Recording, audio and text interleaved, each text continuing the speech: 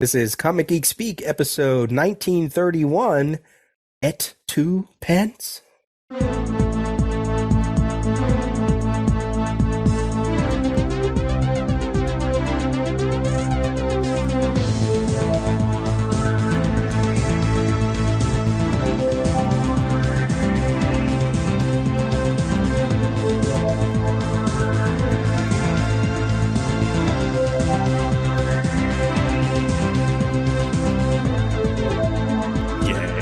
Yes, I okay then. Okay.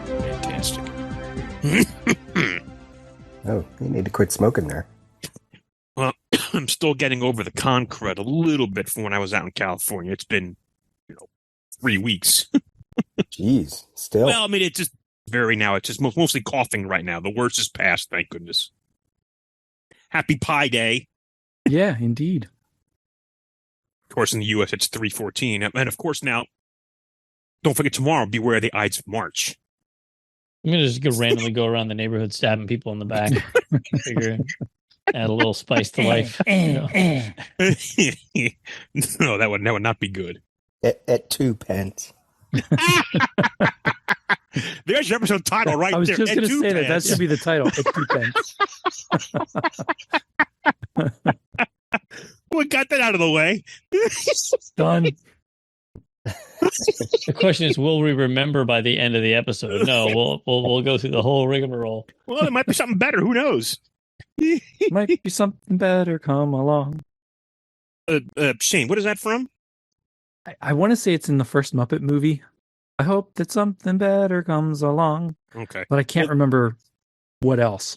Well, then, if you don't mind, I have a kind of a quick Muppet-ish thing. I think you'll like. So, I'm watching all my old TV. Yeah. And I'm watching Mission Impossible. Sure. And I'm watching the 5th season, which is like 1970, 71. There actually was an episode I just watched called The Rebel that had Leonard Nimoy in it, who's a cast member, but it also had Mark Leonard in it. Really? Yeah, in the same episode. It was wild. But one of the other cast members is Lesley-Ann Warren. Okay. Sure. And all I remember her from, correct me if I'm wrong, it's when she was on the Muppet Show and they thought she was two people, Leslie and Warren. Do I have that correct? Yeah, there was a joke. I can't remember who did the joke, if it was Fozzie or something, but yeah, I'm pretty sure that was a joke on there. Because I haven't watched it in 40 years. That's all I remember. Like, I thought she was two people, Leslie and Warren. Okay. Yep. I thought you'd appreciate it. Thank you very much. Muppet Show's awesome. Of course, the only thing I really know her from is Clue. Yeah. Yeah. I did find out later that she also was, when she was very young, she was in the original cast of a show called 110 in the Shade. Okay. Which also featured in the lead role the actress who was in Benson, who played Gretchen. The one he was always arguing with. Yep. Yeah. Okay. I That's don't cool. remember her real name, so. Benson was the first time I saw Ethan Phillips and Renee Auberjonois. I don't know how to pronounce his name right. Well, Lesley-Ann Warren got her big break from doing the Rodgers and Hammerstein Cinderella for television back in like 1964. And I just actually watched that because it's available on Amazon Prime. I love those old live to tape TV shows. That was kind of cool. Oh, I'll have to check that out. Yeah, and Ginger Rogers plays the Queen. Mm-hmm. But she doesn't really do a whole lot of dancing, unfortunately, which I thought would have been cool if she could do that. But yeah, going down a rabbit hole now. Brian Deemer. Wait, one more. I just discovered. I was talking about 42nd Street. Yeah, and I love to look. YouTube has just a wealth of videos from all different decades, and one of the things I discovered. So 42nd Street, the original Broadway production hit in 1980 or 81. It took that long to get it on stage from the movie. And then 4 years later, they did a national tour. And the young woman who played Peggy Sawyer, who's like the young ingenue from Allentown, PA, is a very young, and you can see this on YouTube, a very young Nana Visitor from Deep Space Nine, Kira Nerys. Wow. And I knew that Gates McFadden had a theater background because she, to take it back to Muppets, she was like, the choreographer of Labyrinth, right? I think. Yep. Or worked on it. Yeah. And then I randomly found this video of her and Gates tap dancing at some Star Trek convention. But so there's a video of her dancing one of the numbers, Nana Visitor, 1984, on one of Merv Griffin's talk show, one of his talk shows, and she's doing the choreography that I remember. Back then choreography was a little looser. It was meant to evoke the 1930s, but she's doing it. She's doing the real stuff. Wow. I was like, wow, I did not know that she had that talent at all. That makes sense. So she does have a build for that. Yeah. I mean, and I know Brent Spiner has been in theater. Oh yeah. His whole life, all kinds of stuff. Yeah. That's great. Well, you mentioned Nana Visitor real quick. I got Deep Space Nine question. I just finished season 2 of Deep Space Nine. And this was, I guess, there's a whole thing with the Dominion in there. Yep. That seemed familiar with. Was that in Picard that they brought up the Dominion, or am I thinking of something else entirely? No, Dominion came up in Deep Space Nine first. But was it mentioned in Picard at all? What? Oh, the new season in the new Picard? Yeah. Oh yeah. Well, that's what I meant. Dominion War. Yeah. Oh, okay. That's because this is because I only watched season 3 of Picard, and. So is this the first appearance of the Dominion? Then it's okay. Yeah. So I got more. Should be just the Jem'Hadar, if I remember right. That was the episode title of the last episode of season 2. Okay.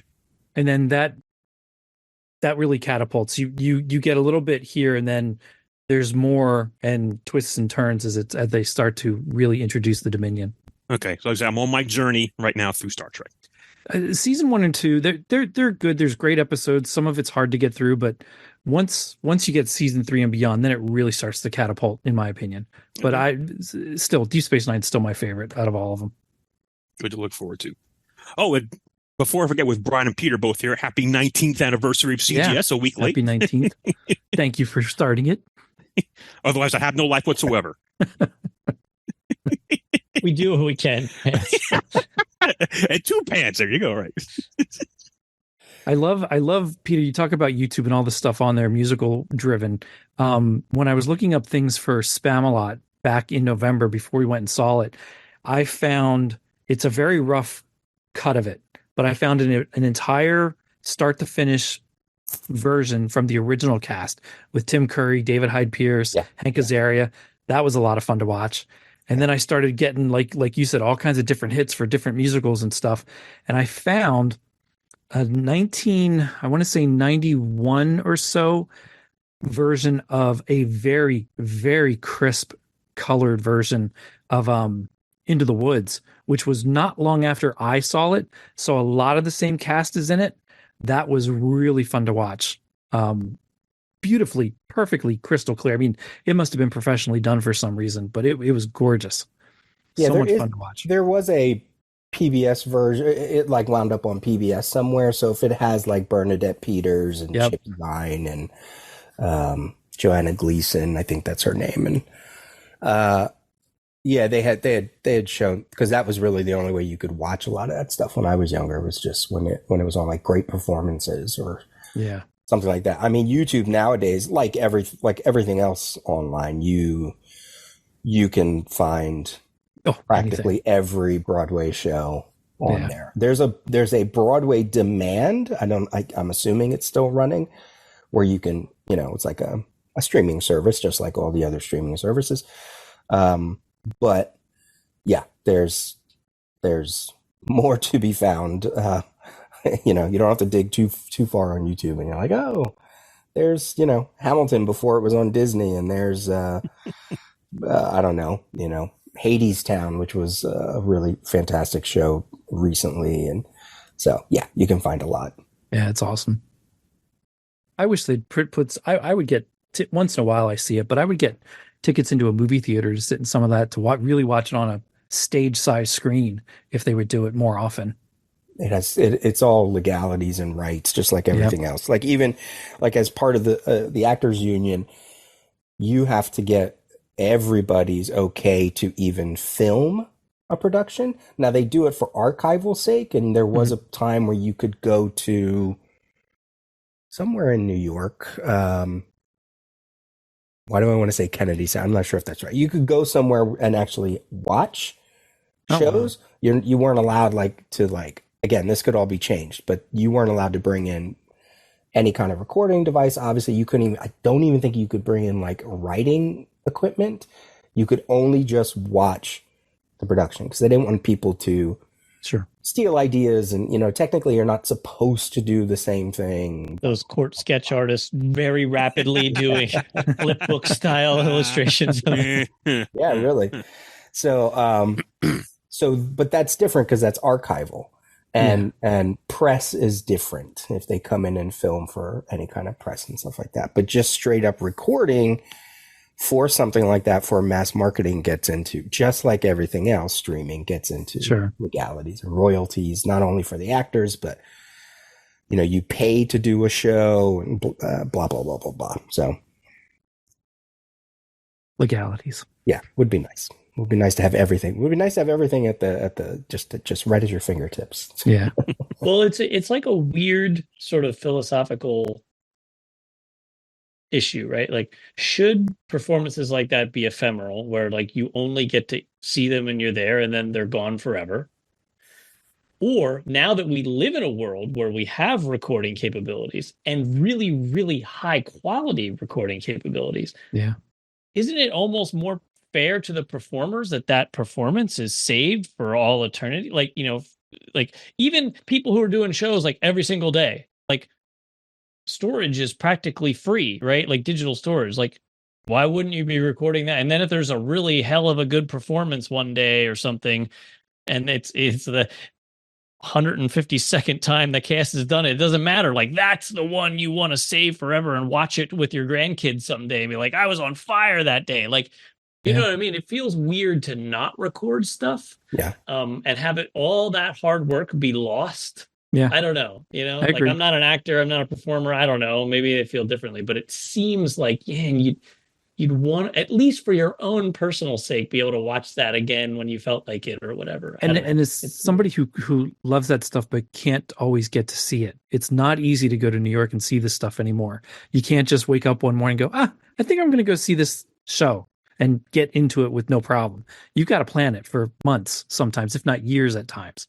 I agree. It would be nice if it could be more readily available in some capacity to those who can't, for whatever reason, go up and see it live. Well, I mean, I even understand if it's like you don't want to do it while the show is on because you're absolutely sabotaging ticket sales or whatever. Yeah. But 10 years later, I'm going to watch the original cast do Les Mis or whatever, and not just one performance, but like 6 different performances of the same cast doing Les Mis. Like, why not? Yeah. Right? Like, I don't know. Like, it doesn't have to be right away. I agree. It doesn't have to be right away. It can be years down the road. Just some way to be able to see some of this stuff. Well, it's the same thing with sports, right? Like, you're not allowed to any transmission or reproduction without the express written consent of Major League Baseball is strictly prohibited. But yet there are channels, the MLB network always all year reruns old classic games, classic matches, great thing. I go down a rabbit hole with that on YouTube, finding like old clips and things, and watching like a 1960 World Series game. Yeah, it's a little bit easier to see that stuff. Yeah, the money is a lot different there. Right. Plus, anybody can record it in their home. Yeah, you just you just can't make money on it. What you carry recorded. Professional, recording equipment onto a Broadway show. Right. It's different. People talking about, how like every generation likes to go back a generation or two and say, do you know what this is? Do you know what this is? And something I saw recently was asking younger people, do you know what it means to burn a CD?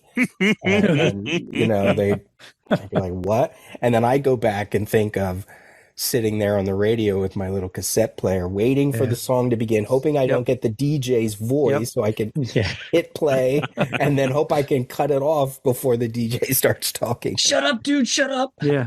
Just talking over the intro. Well, I didn't know this either. And Brian Deemer, maybe you heard this before. I didn't know DVDs can rot and go bad. Oh, yeah. I had no idea. There's a YouTube thing about old Warner Brothers cartoons, like in the late 90s, early 2000s, with Super Friends cartoon DVD sets that are notorious for it. And I'm like, my God, that's the ones I have. So now, I mean, all your CDs and stuff too, same thing. Like any CD can just go at any moment. Like they turn it over and see if it's turned a yellowish color, and it probably won't play anymore. And I'm like, what? So I go downstairs and I'm looking through all these. I'm like, well, that's yellow. That's yellow. Oh, crap. Most of this probably won't play. Yeah, I mean, people say like, oh, you shouldn't be buying, paying Amazon or Apple or anybody, $10 for a digital movie because you don't actually own it. Buy Blu-rays or whatever. And it's like, yeah, they're going to be trash in 20 years. You might get lucky and maybe one lasts for 30 years or whatever, but they have a shelf life, right? The only way is like you have to constantly copy it. You have to take your Blu-ray and immediately burn it, which you're not legally allowed to do. You have to download some illegal software or whatever, and then burn it onto your hard drive, and then every couple of years, buy a new hard drive and burn and copy it over to that one because the other hard drive might fail, and you should probably have it on 2 hard drives, and they shouldn't be in both the same house at the same time, because if your house burns down, you lose your hard drives. So now, if you want to keep every movie you've ever purchased, you're gonna it's a full-time job, backing that shit up. So like, really, I mean, what are you gonna do, right? Like, okay.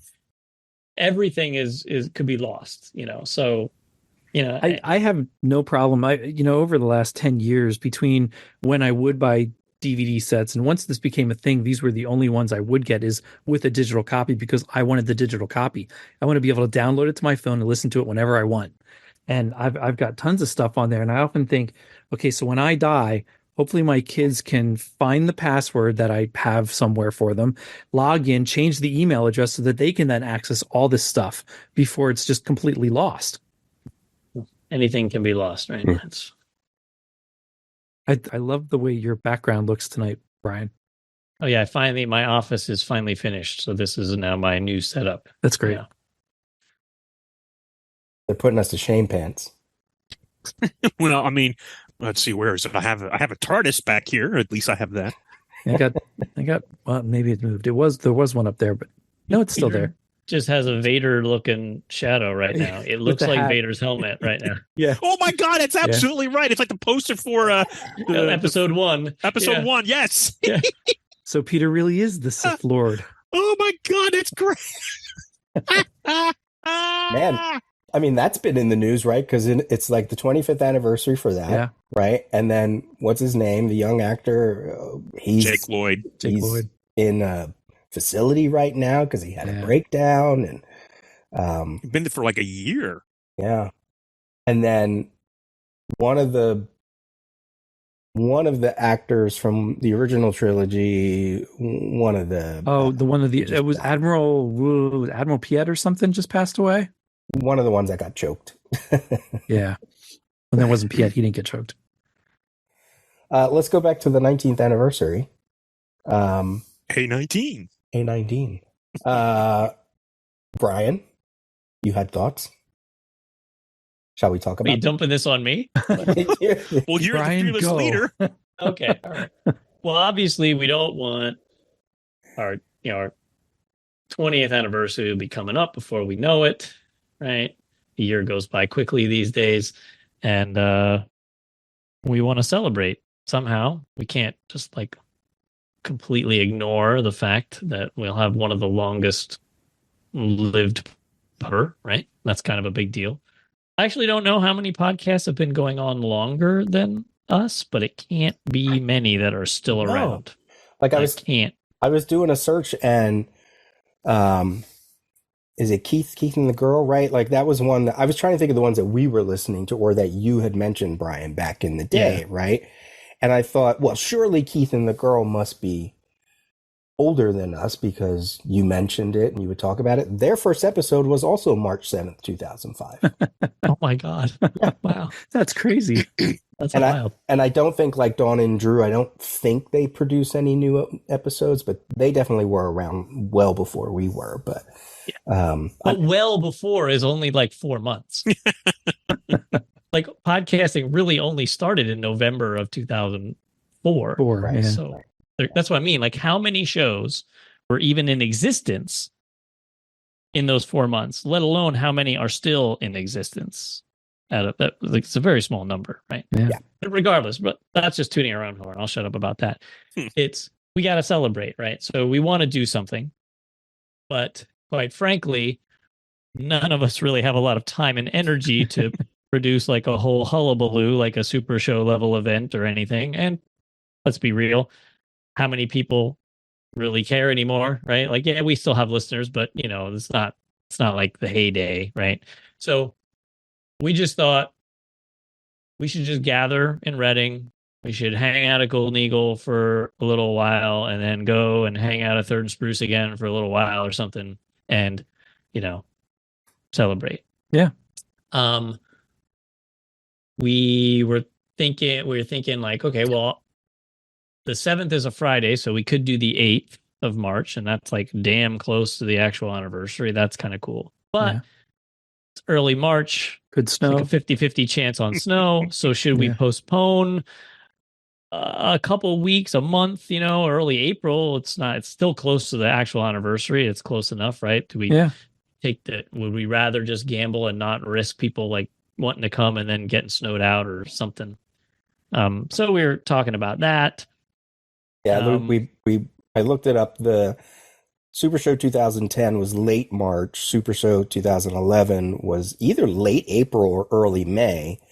And then 2013 was late March or early April, probably dictated by the space, the venue. Yeah. I'm assuming. So, but there's precedence that we actually didn't, we held the event after the anniversary. So.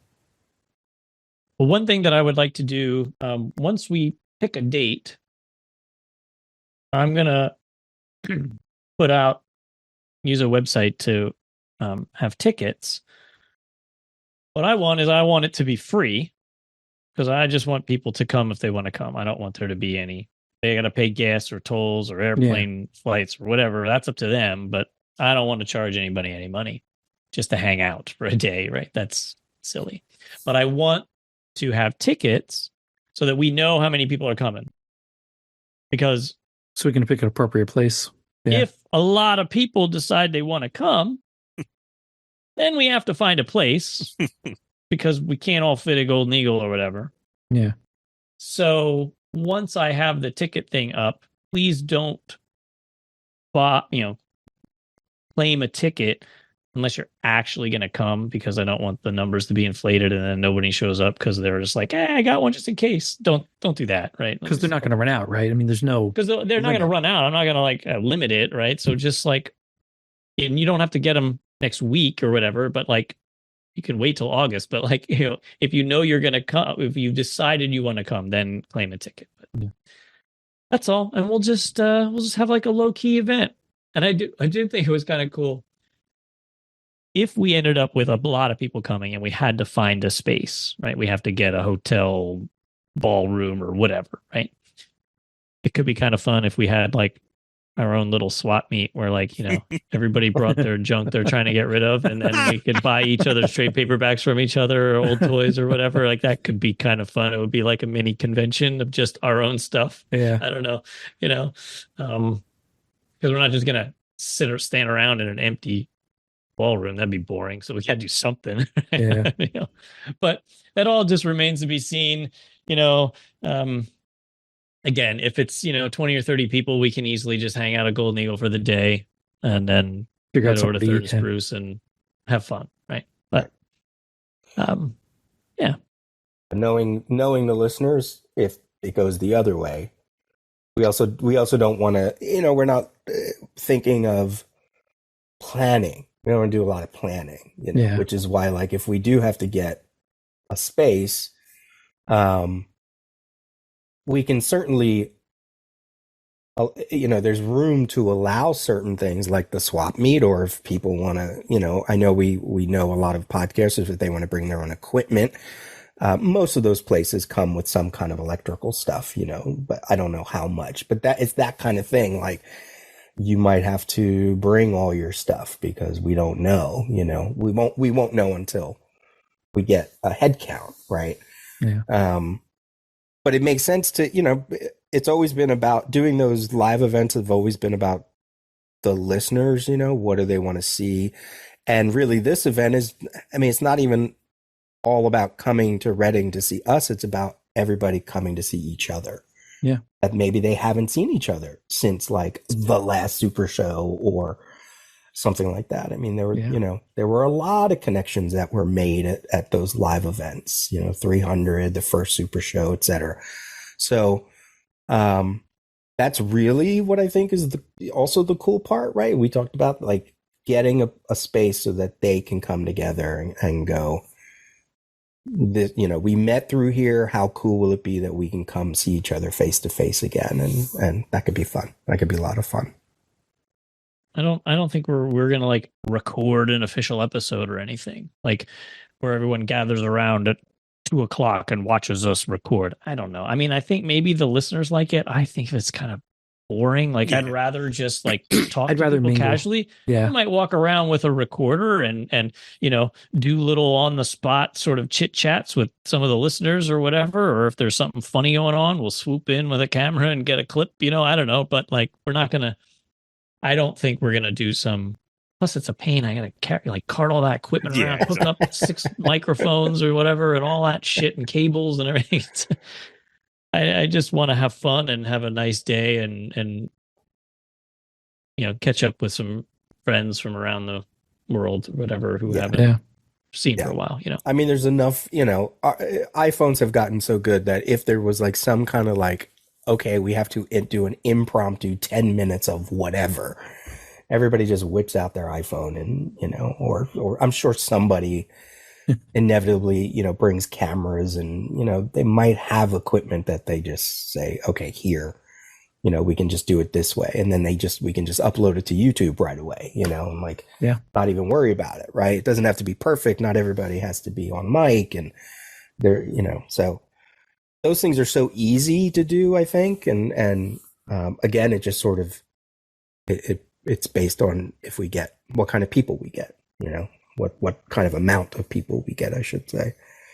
I think I think that's the best way to do it. The best way to celebrate the 20 years is to celebrate the community aspect of it. And that sounds cool, not to say that we won't turn away, like, if any listeners are out there that are in the business and they're like, can I set up?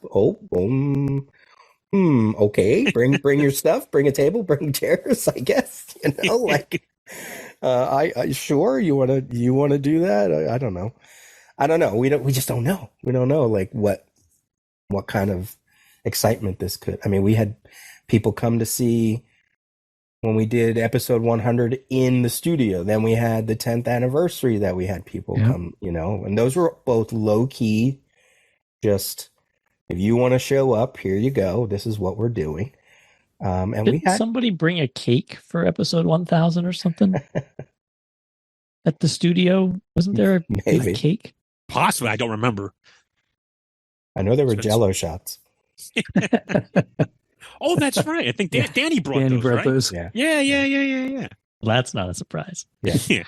But I mean, on the actual day or weekend, we could always do with some sort of like online, with that DC did that thing. We have like a bunch of people come in and do like a quick interview with people, or just like on the actual day to do something online. Maybe like get some of the guys who can make it do like some sort of, I don't know how you do it logistically, but sort of like, was it DC Fandom did something? Yeah. DC Fandom. Yeah. Yeah. You just do Zoom and you open it up, you open the link up and you guys have done the celebrations before, and that stuff is easy, and that stuff, and that stuff, what's so cool about some of that stuff too is you could do pre-recorded stuff too. Like we don't even have to do it. Oh, okay. Day of, you can just pre-record something, and again, I didn't know that. That's fantastic. That kind of celebration stuff would be fun to like check in on, like, who's been around, like Tom Martinek from who's been around since like the early pre-100 day episodes, and like, what are you doing now? What do you have, like, you got like when you have Dave Wachter on, so yeah, that was a lot of fun.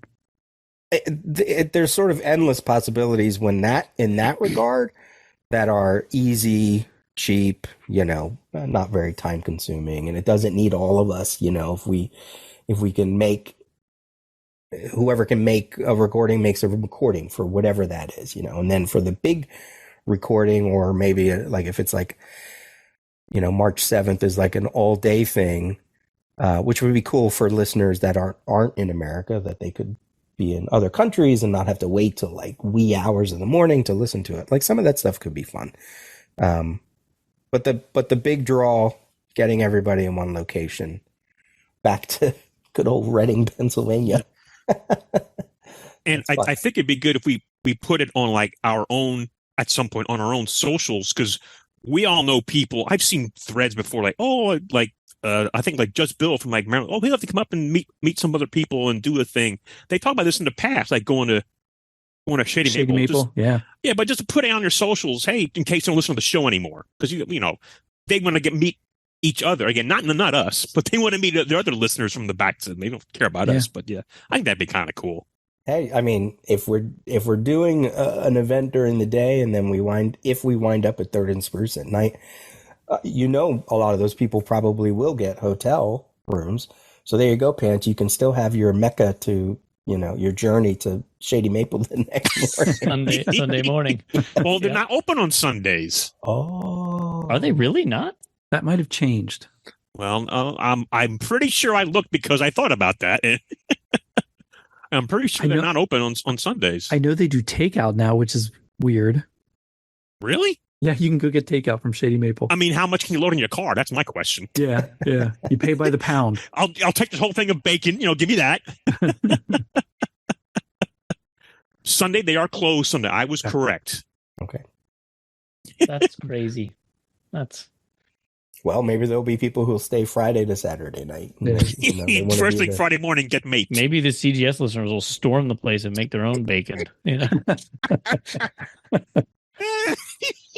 Whose kitchen is big enough that we can just take everybody?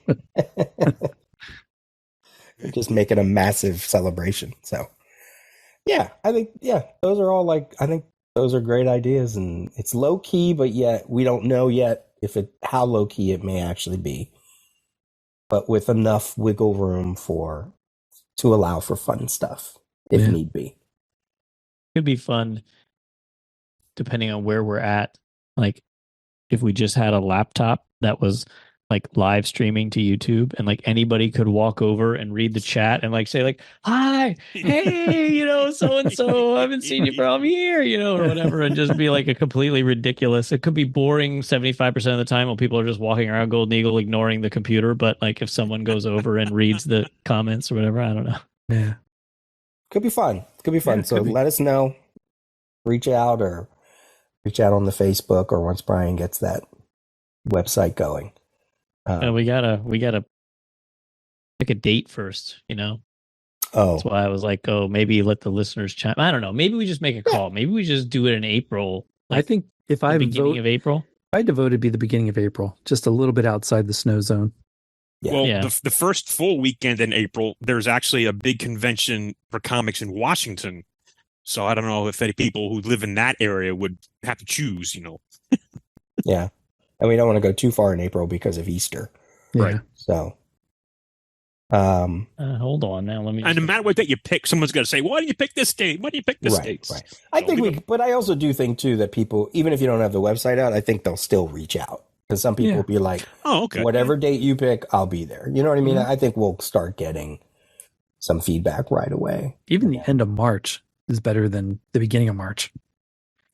Right now it's 73 degrees. I know, that's what I was going to say. If we go by the weather now, but then we could always have that one stupid thing. Yeah. And then we're like, stupid smarch. It's so bright and sunny and blah. Yeah. That's why I was surprised that the One Super Show was almost into May, because the wrap up of the event was released like May 5th or something like that. So I was like, wow, that one was really late. Yeah. And again, it was because of the, like you said, the dates of the convention facility. Right. I don't know. I mean, we could just say March 29th. Yeah, that's... We could just pick the day now. Well, I think you just did, unless you just edit it out. Yeah, and I mean, we're far enough away that if something has to change, we can...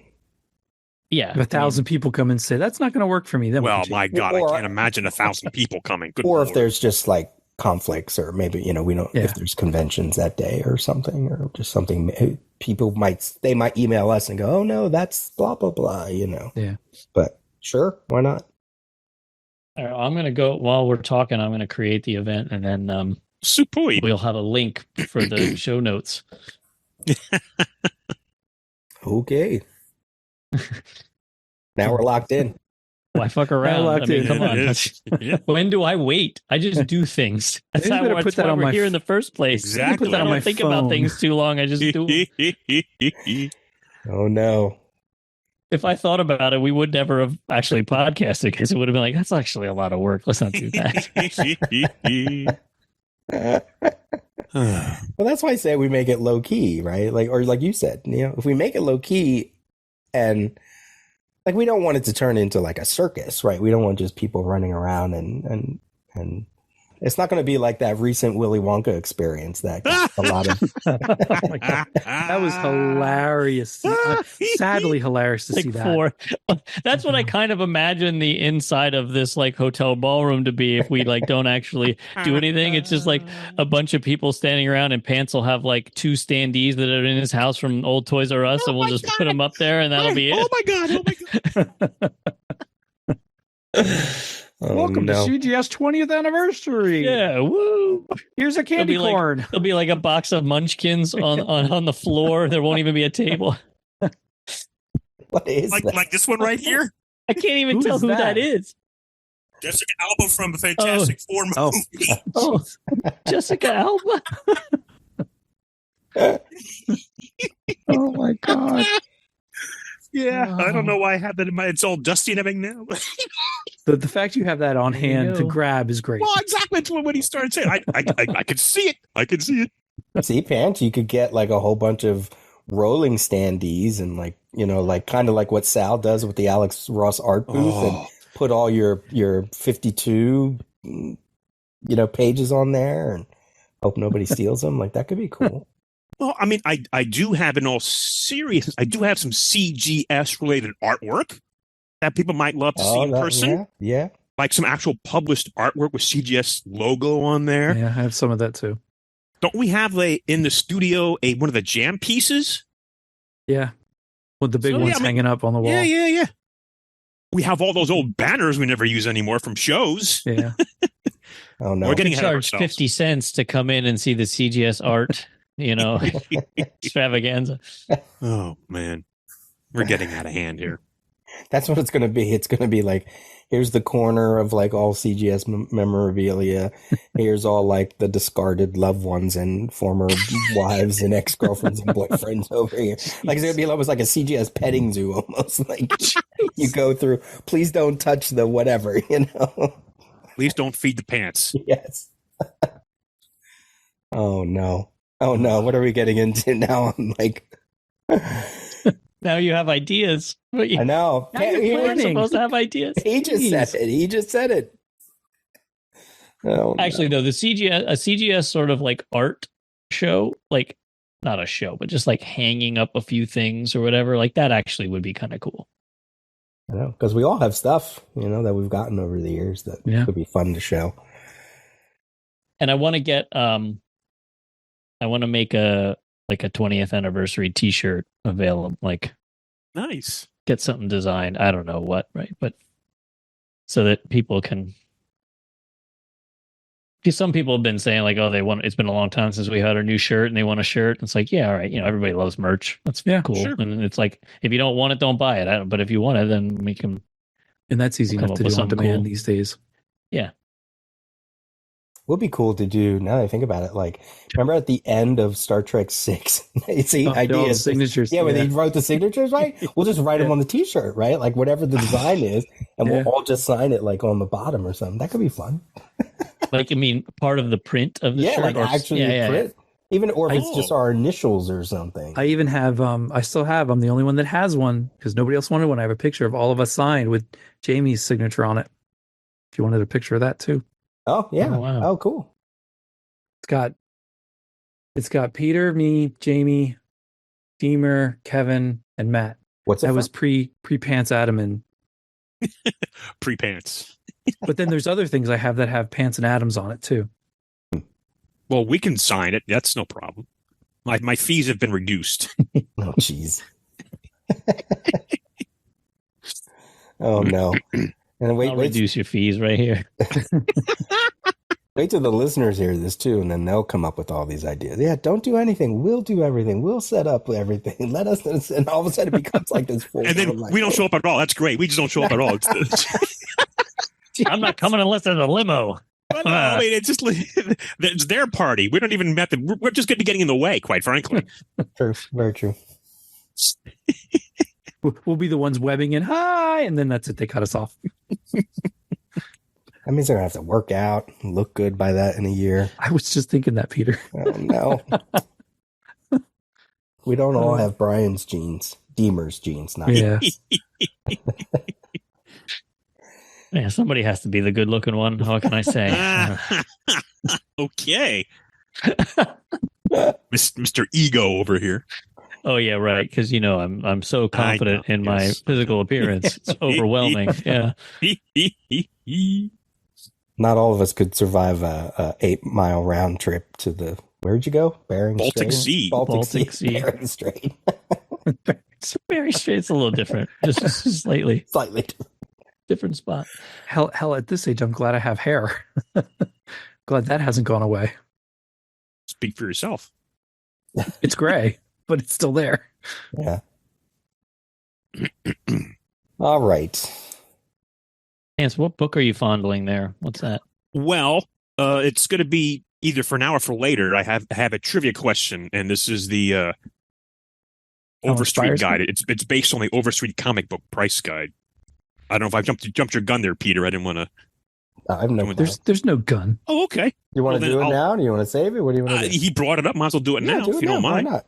All right. So I have a trivia question that is based on the Overstreet price guide. If I see if I can explain this correctly. Generally speaking, assuming all comics are graded the same, like books are not, but when you have a comic book series, the very first issue or number one issue is generally the most expensive in that title. Yep. Like Action Comics 1 is the most Action Comics valuable comic, Fantastic Four, number one, what have you there. I think I know what your question is going to be. But there are some exceptions where the number one issue is not the most valuable comic in the series. Yep. So I have a list here of about like 48 that I found going through the guide here. Some are obscure. Some are obvious. For instance, while Detective Comics number one is quite valuable, yep. Oh, sure. The most valuable comic is 27, exactly. Yeah. So if we go around the circle here, see if you can name one and go to the next person. Some exclusions. Amazing Fantasy 15 is out because there was no Amazing Fantasy number one. Right. They changed their names there. Right. So if I didn't already confuse you, you can try and take a guess. Now, Peter, there's 3 of them that I know you should know. One of them was a very recent topic of yours, let's just say. Oh. So maybe we'll start with you since I threw that out there. Okay. The first one that sort of came to mind. So we're picking titles that a later issue is more expensive than the first issue. Right. And if you can name the reason why. Yeah. Okay. The first one I thought of, I don't know if it's the case, but I thought of the first appearance of Legion of Superheroes, Adventure Comics 247. That is not, because there are several earlier than that. Like, for instance, Adventure 210 is the first Crypto. That's also a very expensive book. Oh, okay. Okay. Well, that's me out. Let's see. Shane, you want to go next? As I go around my circle here. Well, given those parameters, I'm thinking G.I. Joe number 21, the silent issue, the first appearance of Snake Eyes. No, that is not on the list here, sir. Well, maybe I picked a bad question. What about the Journey into Mystery, whatever the Thor one? Okay. I don't know the number. It's number 83. That is exactly sort of what I'm looking for. Yeah, Journey into Mystery 83, the first appearance of Thor, is the most valuable Journey mystery comic. Okay. So then I'll go the first appearance of Iron Man. Tales of Suspense. Let me look on my list. It is Tales of Suspense. Yep, number 39, Iron Man, first Iron Man. More expensive than. And you've researched that is absolutely the most expensive one of the list. Yes, so okay. Tales of Suspense. How about Showcase with Flash's Silver Age appearance? Oh, that's a good one. Do you know the number by any chance? I do not. 4. Number 4. Yep, first Flash. That's a great one, Shane. Damn you. Pants, were you alluding to is like Crisis number 7 more valuable? Crisis number 7 is the most valuable issue of Crisis because the death of Supergirl, which I just finished today, listening to the episode, 3 hours of goodness of Adam and Peter talking about Crisis number 7, the cover and the first 5 pages. That's awesome. I didn't get to listen to it yet. That is on the list. Excellent choice. But you guys should whenever you're finished. I don't know how many more episodes it's going to take, but like you guys should win some kind of like scholarly award. It would be a very like not well-known scholarly award, but still, there's got to be one out there for the most in-depth coverage of something as inane as a Crisis miniseries. Yeah. I mean, we thought we would get further, but that the cover took a while, and then we started talking. The cover about was like two episodes just for now for number 7. We got it all in one episode, and then we started to get into the pages, but we only got 5 pages, and then it was 3 hours. So. But yes, great. that just got released, and we are recording at the start of April. We're gonna keep going and see. Good. We're gonna go from page 6 because that's a double size issue. Yeah, and there are a lot of in-depth stuff. It's not origins. Yes, origins and battles and double page spreads, and so we don't think we're even going to get done with 2 episodes for number 7. It'll probably take 3. So yeah, we are recording. So for listeners, Adam and I are recording soon for the next part of that. So thanks for bringing that up, man. Now, I believe you promised in the episode to get to issue 8 by the end of the calendar year. Do I have that correct? I think we promised to get issue 7 done this year. Well, yeah, but I want to see issue 8 done by end of 2020. If it was up to me, we'd be recording every month. I know. Like I said before, Peter, all we want from you is to give us free entertainment at the cost of your time. That's all we ask. So you're saying Dance Monkey Dance. Exactly. Back to the trivia thing, though. I wasn't even thinking limited. I was sort of thinking ongoing. Yeah, I was thinking ongoing at first, but that's a series. It's 12 issues. All right. Yeah. So it's me again? Yes, it's you again. Okay, New Teen Titans number 2, first appearance of Deathstroke. Exactly. That's a good one. Okay. I still have that issue. And because I think that at the time that I purchased that, it was $20. So that's not a lot, but it probably was a lot at the time for me. Oh, maybe late 80s, early 90s. But issue 1, I think I only bought issue 1 for like $12 at that time. So, actually, if it was in mint condition, according to my copy here, I have like the 53rd edition. Mint number 1 is $110. Mint number 2 is $250. Nice. Wow.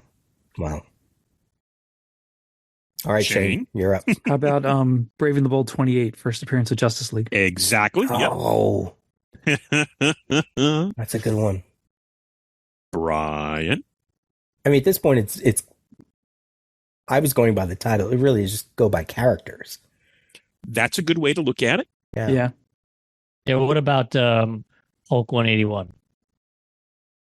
No, because Hulk number 1 is the most viable. Yeah, because that's about 10 years earlier. I mean, you're on the right track, though, sir. But I'm gonna say this isn't my answer. I was gonna say X-Men: Death of Phoenix, but then X-Men number 1 is probably really expensive. Correct. Okay, that's not my answer. Gotcha. Talk it out. Oh, this is.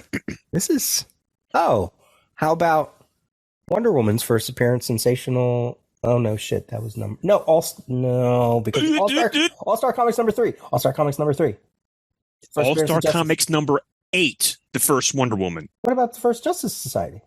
I'm telling you, Peter, I have it right in front of me. All Star number 8. You're on the right track. First Wonder Woman is the most valuable. I'll get it right. No. It's okay. Is the most valuable copy of All Star Comics. In fact, I have it right here. All Star Comics number 1 in mint condition is $30,000. No, I'm sorry. Is $150,000. Number 8 is $385,000. What's number 3? Number 3 is the first Justice Society of America. How much is that? That was, what did I say? 3. Oh, sorry, I thought you said number 150. 1. I'm sorry, I thought you said number 1. Okay, no, I'm sorry, 150. But you were on the right track. That the first Wonder Woman, but it was actually All Star Comic number 8. So yeah, very good. We'll give you credit for that. Shane. I was thinking the first appearance of Venom, but I don't think Amazing Spider-Man 300 beats the early ones. Correct. You can go to Peter. I can't think of anything else at the moment. I'm thinking. Or Bryan. What about Secret Wars number whatever with the black spider? Exactly. Issue number 8. That is the most viable copy of Secret Wars. See, Bryan knows his shit. Bryan pulling out these few things. Pulling out these limited series. I'm not even thinking that. They're on the list. Yeah. That's good. Who else is valuable? Like, that's the thing. Like, what characters are so valuable, so in the know? That didn't appear in the first issue, right? Because Captain America is Captain America 1. Exactly. So that's not gonna. I can't imagine there's a more expensive issue than that. We've already done Superman because that's Action 1, Batman, Wonder Woman, Flash. We did Green Lantern. No, because that would be Showcase 22, so that's not that. Teams. Looking around to get Avengers number 1. No, X-Men number 1. I can't imagine there's more valuable. Oh, what about Avengers number 4? No, Avengers 1 is still the most valuable. Okay, all right. I thought maybe because Captain America came back, maybe that would. What about? Oh no, never mind. Shane, I think you're up if you want to. Yeah, He's looking around the rooms. Trying to think of characters or somebody to jolt me. No. How about this, Pants? Give us a decade that we should be thinking about. Well, I mean, it's all over the place. There are some 40s, 50s, 60s, 70s, 80s, and 90s. How about Robin's first appearance in Batman? That was actually Detective 38. Oh. Let's see if I can give you some hints here. Would you like a character hint, or let me see if I can give you a character hint. Or let's do this first. Let's do 80s. Give us a publisher. 80s. Okay, 80s. Shane, hold on a second. Wasn't G.I. Joe number 2 worth way more than G.I. Joe number 1? It was at one time. Changed? I don't know if that's still the case, but it was. I'm gonna see. I went off of this issue. You asked another great question. 2 and 3 were really hard to get for a very long time. I remember. I don't think I actually ever owned a copy of 2 or 3. I had it in trade, but that was it. I still have number 1. I got rid of my 21. God, I wish I wouldn't have done that. Oh, Shane, I must apologize to you profusely. I think I don't have it. Yeah, it's on my list here. Because of my glasses here. G.I. Joe 21 is the most valuable issue. It's $275 versus $225 for G.I. Joe 1. Nice. 1,000 apologies. Okay. What is issue 2 nowadays? It's $100. Again, I'm going off of the near mint and listed in the Overstreet. That changed dramatically because when I was younger, that was like you couldn't get issue 2. That was you couldn't find it. You couldn't get it. It was impossible. Okay, let me get you that publisher from the 80s here because No. I don't know at the top of my head. I don't want to misspeak here. Eclipse Comics. Oh. Is it one of the Miracle Man issues? Yes. Wow. Ooh. 3 or 4? I would think either in the teens or one of the Gaiman issues. It is in the teens. It's issue 15 because it's the death of the Kid final Miracle Man. Okay. It's the final one. Is that the final Alan Moore, or it's the big battle? The last Alan Moore actually is 16. Oh, so it's the one right before it. Okay. Yeah. Let's see. There are 2 that I'm looking at, characters who have Marvel movies with their name in the title. It's just the title of the movie is the character. And we did Iron Man. We did Thor. Ant-Man. Astonishing. Ant-Man. Tales to Astonish. Number 27. Yep. Good. He really was. You know what's so interesting about? So I went back and I think I talked about this before. I don't know if I mentioned this aspect before, but I was reading Marvel Saga, and he really was kind of like the Trinity he was part of the Trinity. It was Thor. Let me see if I'm getting this right. Thor, Iron Man, and Ant-Man were the ones that had like an ongoing feature, because Captain America hadn't been brought back yet until Avengers. The Hulk didn't even have a title, I don't think, at this time, or if he did, it was part of an anthology series.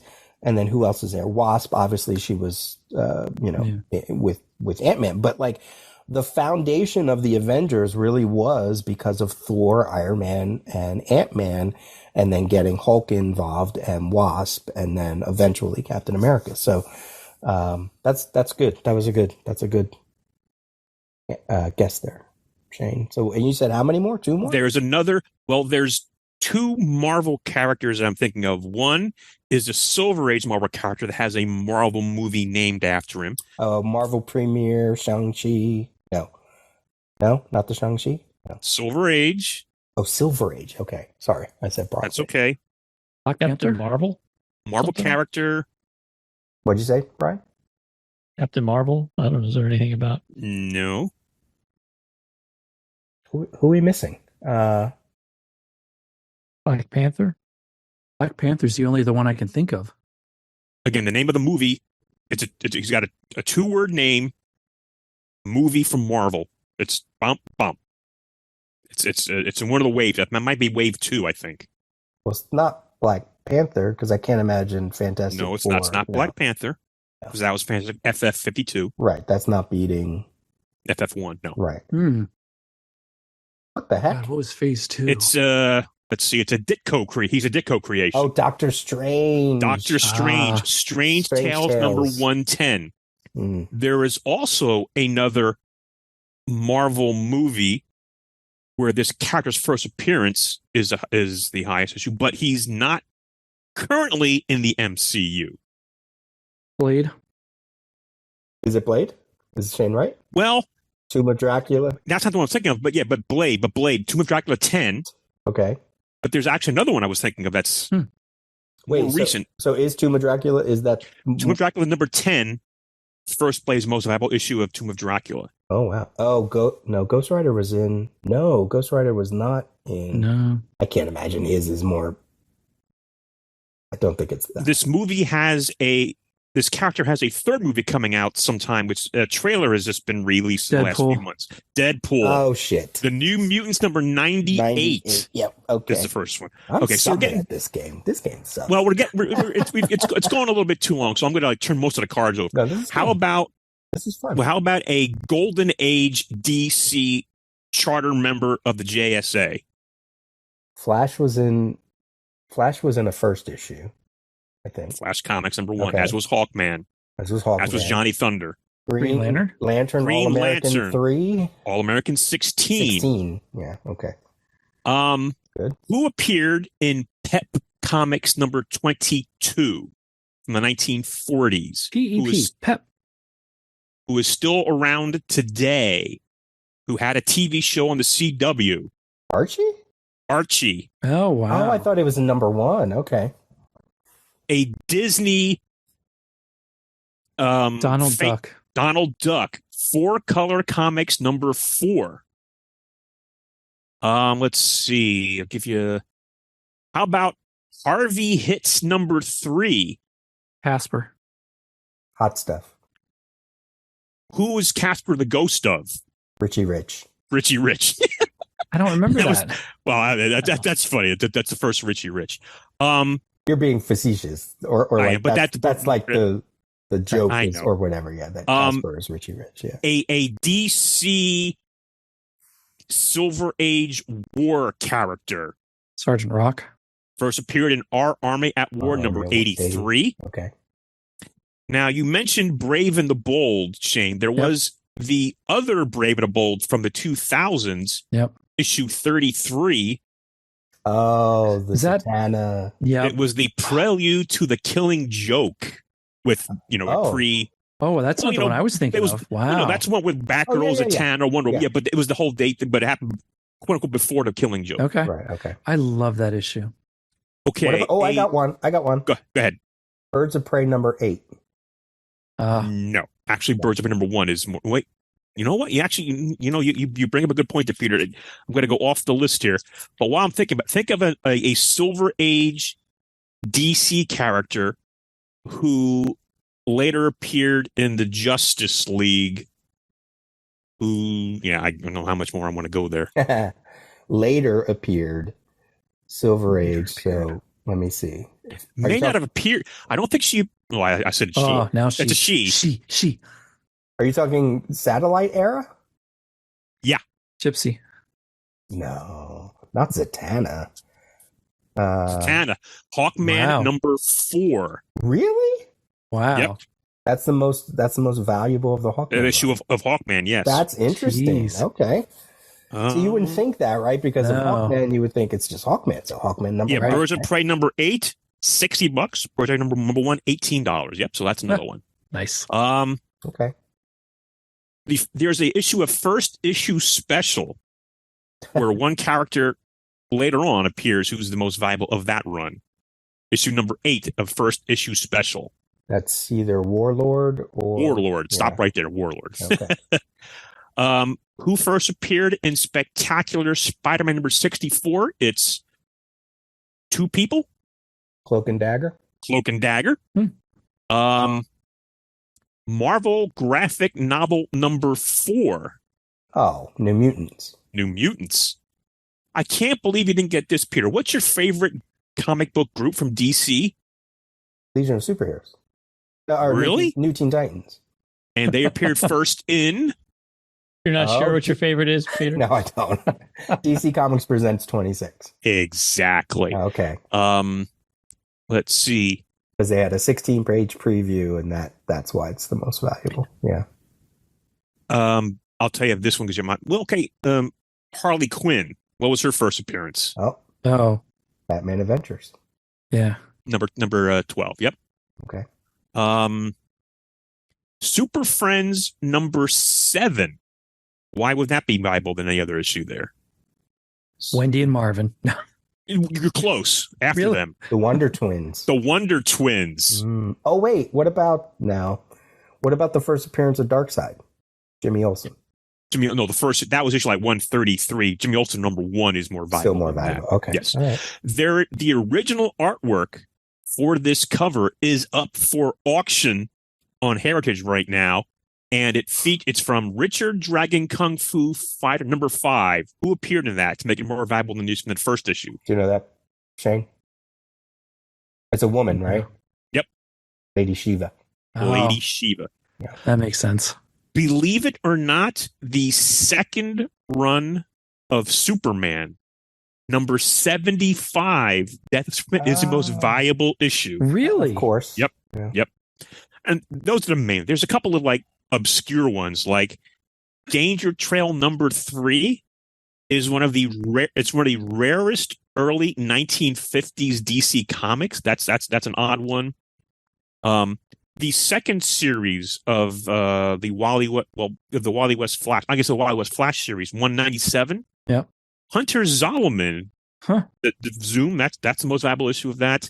So, but those are kind of curious. Yeah. So hope I didn't go on too long with that. No, that was fun. You say it was fun, but I liked it. Well, look at the tape. So that's what I was going with the Overstreet Price guide here for. But thank you for indulging me. No, it is interesting because you don't think of it. You usually don't think of that. in that way, right? And there's other obscure ones like the first, like there's an Adam Hughes cover of Catwoman where she's like behind bars. That's most valuable issue of that Catwoman run. I was going to ask about alternate covers because there's Justice League #3. I was going by just regular. I should have said that regular covers because you get into some of these variants in the last 10 years and other printings and like ratio covers. Forget about it.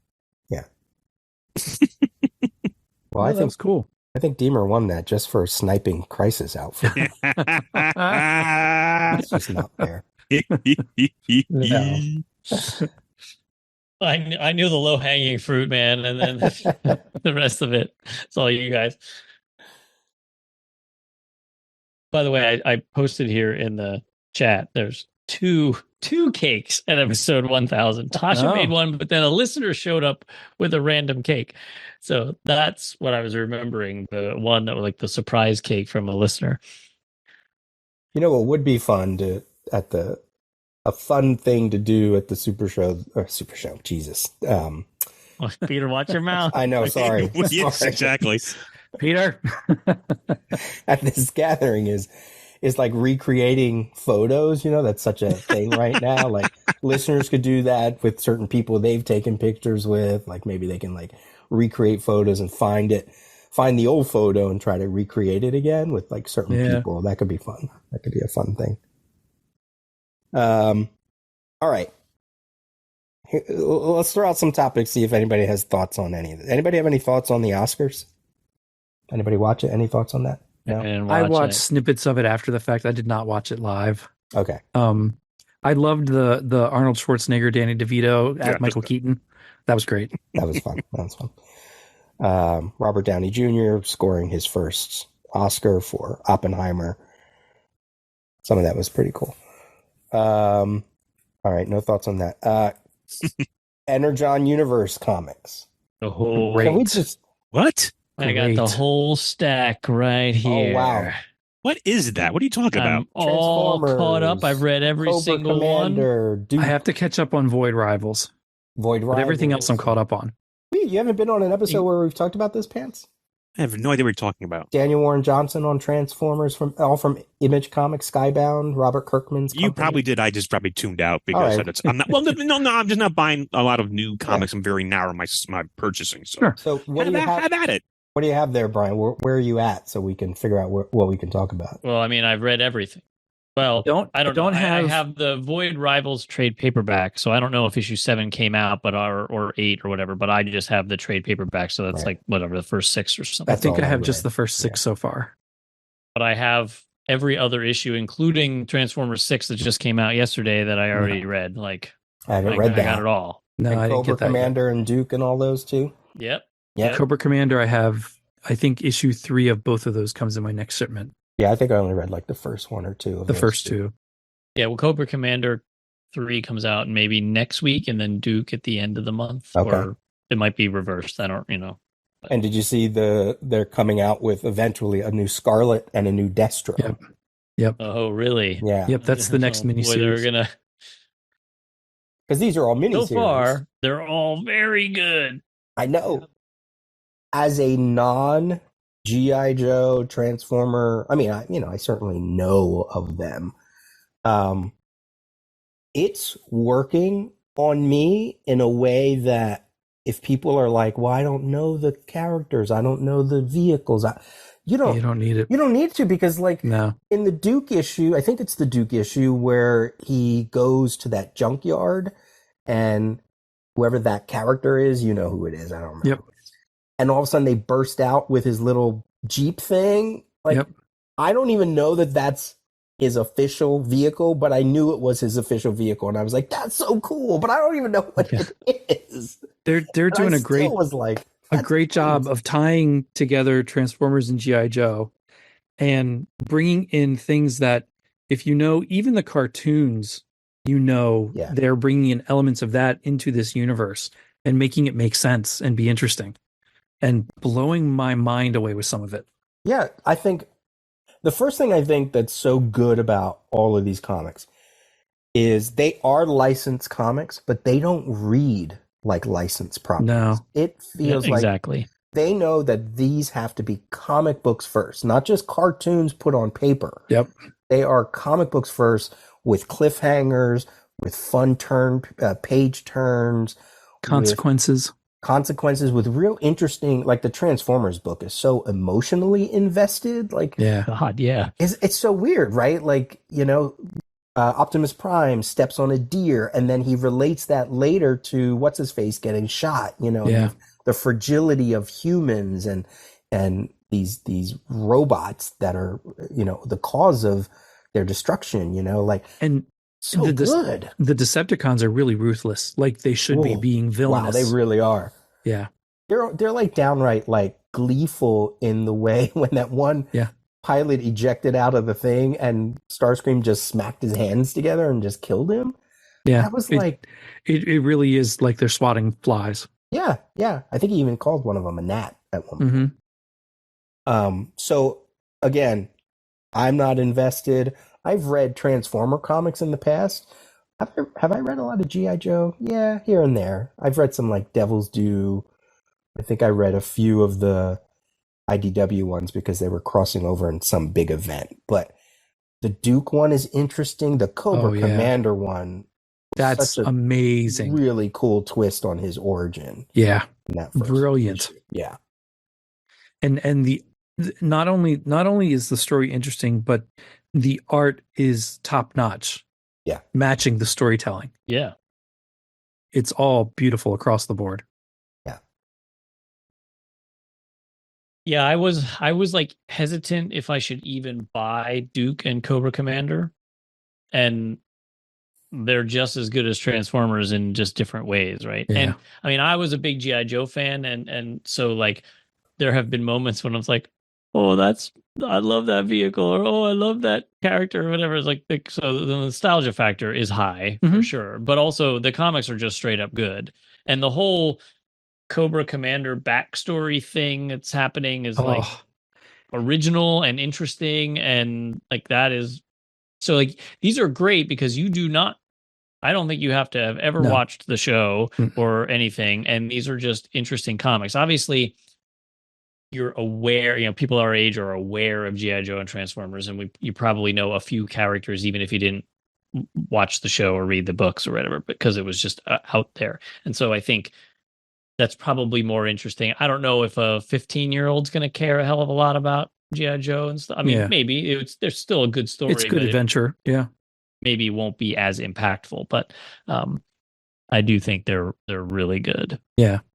And some of what, if you would have told me that they were going to take Cobra Commander's origin the way they did, I just said that's never going to work. It's ridiculous, but it is really, really well done. Well, it's so interesting because it's like none of that was really necessarily explored fully until the movie, right? The G.I. Joe animated movie. And it wasn't really good then. Yeah, and most people were like, what? That's his origin? So they're playing with your expectations of the minute you see are they in the earth? Is that where the they're or whatever kind of underground, under a protective area bubble fish thing. You see them, you see what you think is Cobra Commander, or someone who looks like it, right? And then you start seeing characters, Globulus and what's her face, Pythona and Nemesis. Yeah. Nemesis Enforcer and whatnot. You're starting to see all these people and you're like, oh, it's going to go. And then it like just goes a whole other way. Yeah. And again, I don't know the characters, but I see a door in a swamp that says Dreadnoks. I see some crocodiles and my brain goes, I think I do remember somebody who controlled crocodiles. Yeah, well, that would be Crocmaster. Okay. But the Dreadnoks, they're their own thing down in the bayou. Yeah. Right. And that was it. It was just a door did it even say Dreadnoks, I think, or had a symbol? I think it did. Yeah, it said it. It said it had it on there. Right. And they're getting the characterizations. What I assume is, well, talk about the Transformers and the Decepticons being ruthless. The Cobra Commander series is bloody and harsh, and it is not for the timid when you think about what they're doing. It is villainy, evil. Now, so you read the G.I. Joe when you were a kid. Yeah. And did you Bryan, read any of these when you were in the 80s? I read. I mean, I didn't read. I mean, I read G.I. Joe. I had like it was early, right? So it was like I'd have 2 issues in a row, and then I'd miss an issue, and then I'd have an issue, and then I'd miss 2 issues, and I had whatever. Yeah. I was looking at covers. I think I read from issue 1 to like issue 80 before I kind of gave up on it. Wow, that's a lot. And then the Special Missions was the secondary series that I read. I love Special Missions. Yeah. But doesn't it, I would have to assume that this is probably the closest to, like, if you were a kid reading those comics, is this comparable in the way that they're handling the characters? And I think so. As far as storytelling and being immersive and continuing to build characters, yes, absolutely. Because the comics from Marvel were so much different than the cartoon. Yeah, they would cross over with introducing characters at the same time in some ways, because that all tied into the toys that were coming out. But the comics were a lot more grounded, and things that happened here had consequences later, and characters that met here did things here that you found out later. Like it was a story that went on from issue 1 all the way through in a lot of ways. And that's what I think is smart about this. Like, I'm reading them. I'm trying to read them in the order that they get published. So I'll read an issue of Duke, and then an issue of Transform, and it's fun seeing that development, especially with like whatever they're doing with Megatron. Like, it's a secret in one, but then it shows up in another, and then it gets explained back again, and that's great. There's something that happens in Transformers 2 that shows up in Duke 1, and things, Easter eggs like that you just, if you read it and you think, oh, that's cool, that's neat that they put it in here, but it actually has a purpose later. But you, like you said, Peter, you really should try to read it in the order it's published to make a lot of sense right now. And that, I'm sure, it works the other way too, if you're just reading, like, if you're reading all of the Transformers issues and then you go to the other one. Oh yeah, you'll get it. Like stupid things like just seeing the pit again. I have no idea. I never had toys, but I saw it and I went, I know that's cool because it's the pit, and I know that's G.I. Joe thing. And they talk about where it is, which matches where it was in the Marvel comics underneath. God, I can't remember what it's called at the moment. But anyway, it was correct. So, without going into like spoilers, I think one of the greatest moments, I think, for me, like, was the Transformers issue, one of the Transformers issue where I'll just say this, Optimus needs to be repaired. Yep. And that was friggin' awesome. That was like, that to me was so smart because it hits nostalgia, but yet it's a cool moment, and yet it's fresh. Like, has that ever been done before? I don't know. I imagine it had to have been. That was a really cool moment. And then the other thing I wanted to ask you guys, if you knew, are we supposed to know who that is with Cobra Commander? That one that's with him? I know who it is. Oh. He's been altered to appear normal, to be around everybody and Cobra Commander. Okay, so all right, so don't say, because that's obviously a big thing. Yeah, unless I'm proven wrong, then yeah, I think I know what that is. Okay, cool. I want to say I like one of the great things. I think it's issue 1 of Cobra Commander, the cliffhanger at the end when you turn the page and you see something that Cobra Commander's working on. Oh, okay. That's pretty interesting too. Oh, right. Yeah. And then, especially given something that happens in Transformers later. Right. And then who shows up in Duke? One of the female G.I. Joe shows up in Duke. Scarlet, not Scarlet, or maybe it's Scarlet. I think it's Scarlet. You mean the Baroness? Well, that I remember that one. But I think at the end of 2, somewhere in 2. But the Baroness was cool. I mean, that was a cool reveal. Yeah. I was like, what? So, Bryan, you actually have the actual physical issues as opposed to like a digital copy?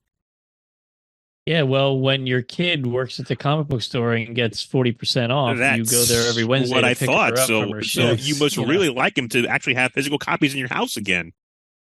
I pick her up. She works every Wednesday. So Yeah, I I know. pick her up and I get there 15 minutes early so that I can check out all the new releases and everything. And yeah. Well, Pants, it doesn't make sense to buy digital issues when they cost more than physical issues. Okay. Yeah. I didn't know It's that. one thing All to have right. the DC and Marvel app where you just pay for the year, but if you're picking up digital issues of more independent kind of things. Okay. Yeah. Then I'm going to buy them again with the discount. You know, right. That's high if I didn't have a discount, I would get digital because I prefer it. Sure. I don't have to. Like, I'm already like, what am I going to do with these? I got this pile now. Like, you're gonna trade them at the next year's 20th anniversary, 20th anniversary, blah blah blah, whatever we go, whatever we call it. God. Sounds like we're planning. But have either of you read Void Rivals yet? Yes. I read the first 2 issues. I have the other 4 or 5 to catch up on. I read all 6. I wasn't really expecting much from this. I don't know why, because Kirkman generally delivers, right? I shouldn't be surprised that his comics are good. I don't know. The name didn't sound interesting, so I was like, whatever. It's really good. Like, I'm sucked in. Like, the story is quite good. And the little, bits of the Energon universe that they've sprinkled in are also fascinating. That's cool too. But those don't even need to be in it for this story to be good. In fact, they almost feel a little forced. The rest of the story is just damn interesting. I thought that of the first one, because the first issue was a big deal about introducing this Energon universe, and I ran out and found a copy because I didn't pre-order it. I was just going to get the trade at some point later or read it online, whatever. And when I read it, I'm like, okay, that's cool, but it did, like you said, it felt forced, but it was cool. And then issue 2 was really good. So then I'm excited to read the rest of them. Yeah, I'm almost the opposite way. I'm like, I appreciate those moments because I think that's why I'm reading it, is because I want to see if it sucked me in. Yeah, because if he's making that almost the center point of this universe, then first of all, it has to be good, right? Because right now I think Transformers is just amazing. They're all top notch. So Void Rivals does have to be good. It has to be interesting and engaging, and it is. It's engaging on a sci-fi level because it's basically Enemy Mine, right? The movie Enemy Mine, and their backstory is interesting, and then the next thing is like, why is he telling the story against the backdrop of the Energon universe, and what can he pull from it? And there's been interesting things. Part of living in the information age is as soon as I see a character that I don't know, I just look it up and I can go, oh, I've certainly when the was it a Quintesson or a Headmaster, whatever showed up, I was like, oh, okay, those I know. But the other things that pop up here and there, I'm like, I have no idea what the hell that is. So it is. It's clever. They're being damn smart about this property that they know has had a history of being mediocre, starting out great, but being mediocre or bouncing from publisher to publisher. I hope it's successful for them because it's working on me. It really is. Yeah, I think if you're someone who grew up with these properties and liked them, but you're not sure which comics to read because there's been like the G.I. Joe's been going on for 300 issues. You're like, I don't even know what's happening. I don't care. Like, and the Transformers, there's been so many stops and starts and reboots and stuff. You're like, what the hell do I even read? I don't know. This is what you read. You just jump in, you buy these first issues.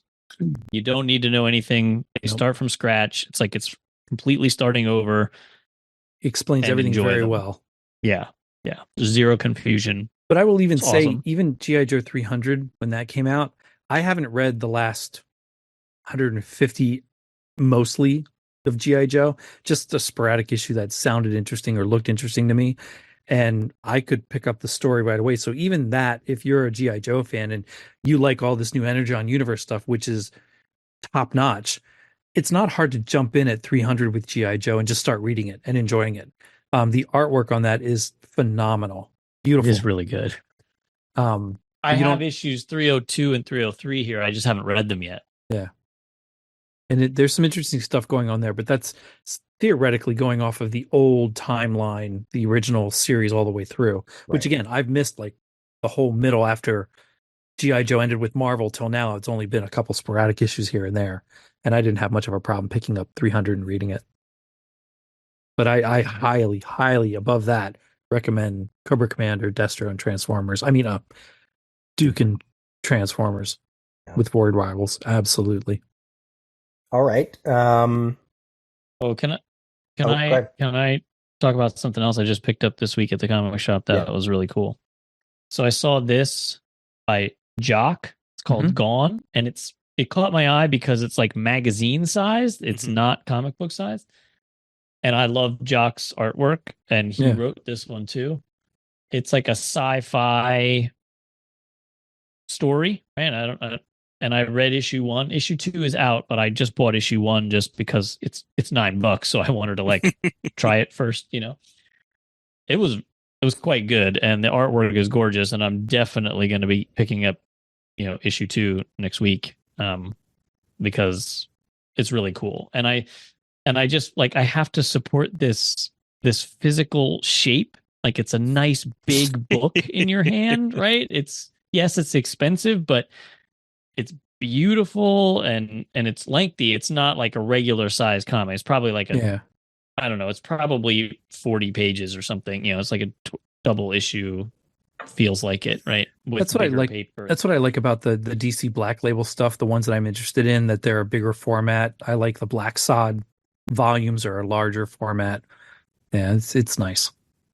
Now, I have to look that up. If it's good in sci-fi, that'd be neat. So that's Distillery, which is like a new publisher, and they're slowly rolling out a bunch of titles from different creators. But I think, and Mr. Phil actually texted me about this. On the first day of release, you can get those digitally at like a much, much, much, much cheaper. I even want to say he said $1. That's interesting. But only on the first day. Wow. That's it.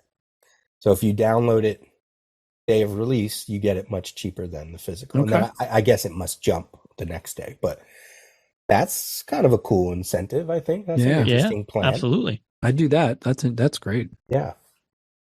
Did anybody look at that? I didn't get a chance to. Not yet. No, I'm sorry. Did you read it? Yeah, I did. It's good. Well, what is it, first of all, Shane? What is Thundercats #1. There you go. By Dynamite brought it out. Really good.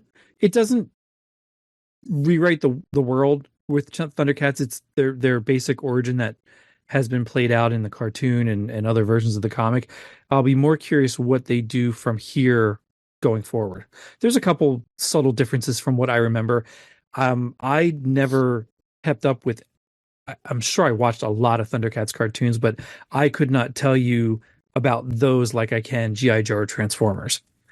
But it was really, really well done. I already ordered the next 2 or 3 issues that are solicited, so I can at least get through the first arc before I decide whether to keep going with it. But yeah, it's beautifully drawn. The story was well done.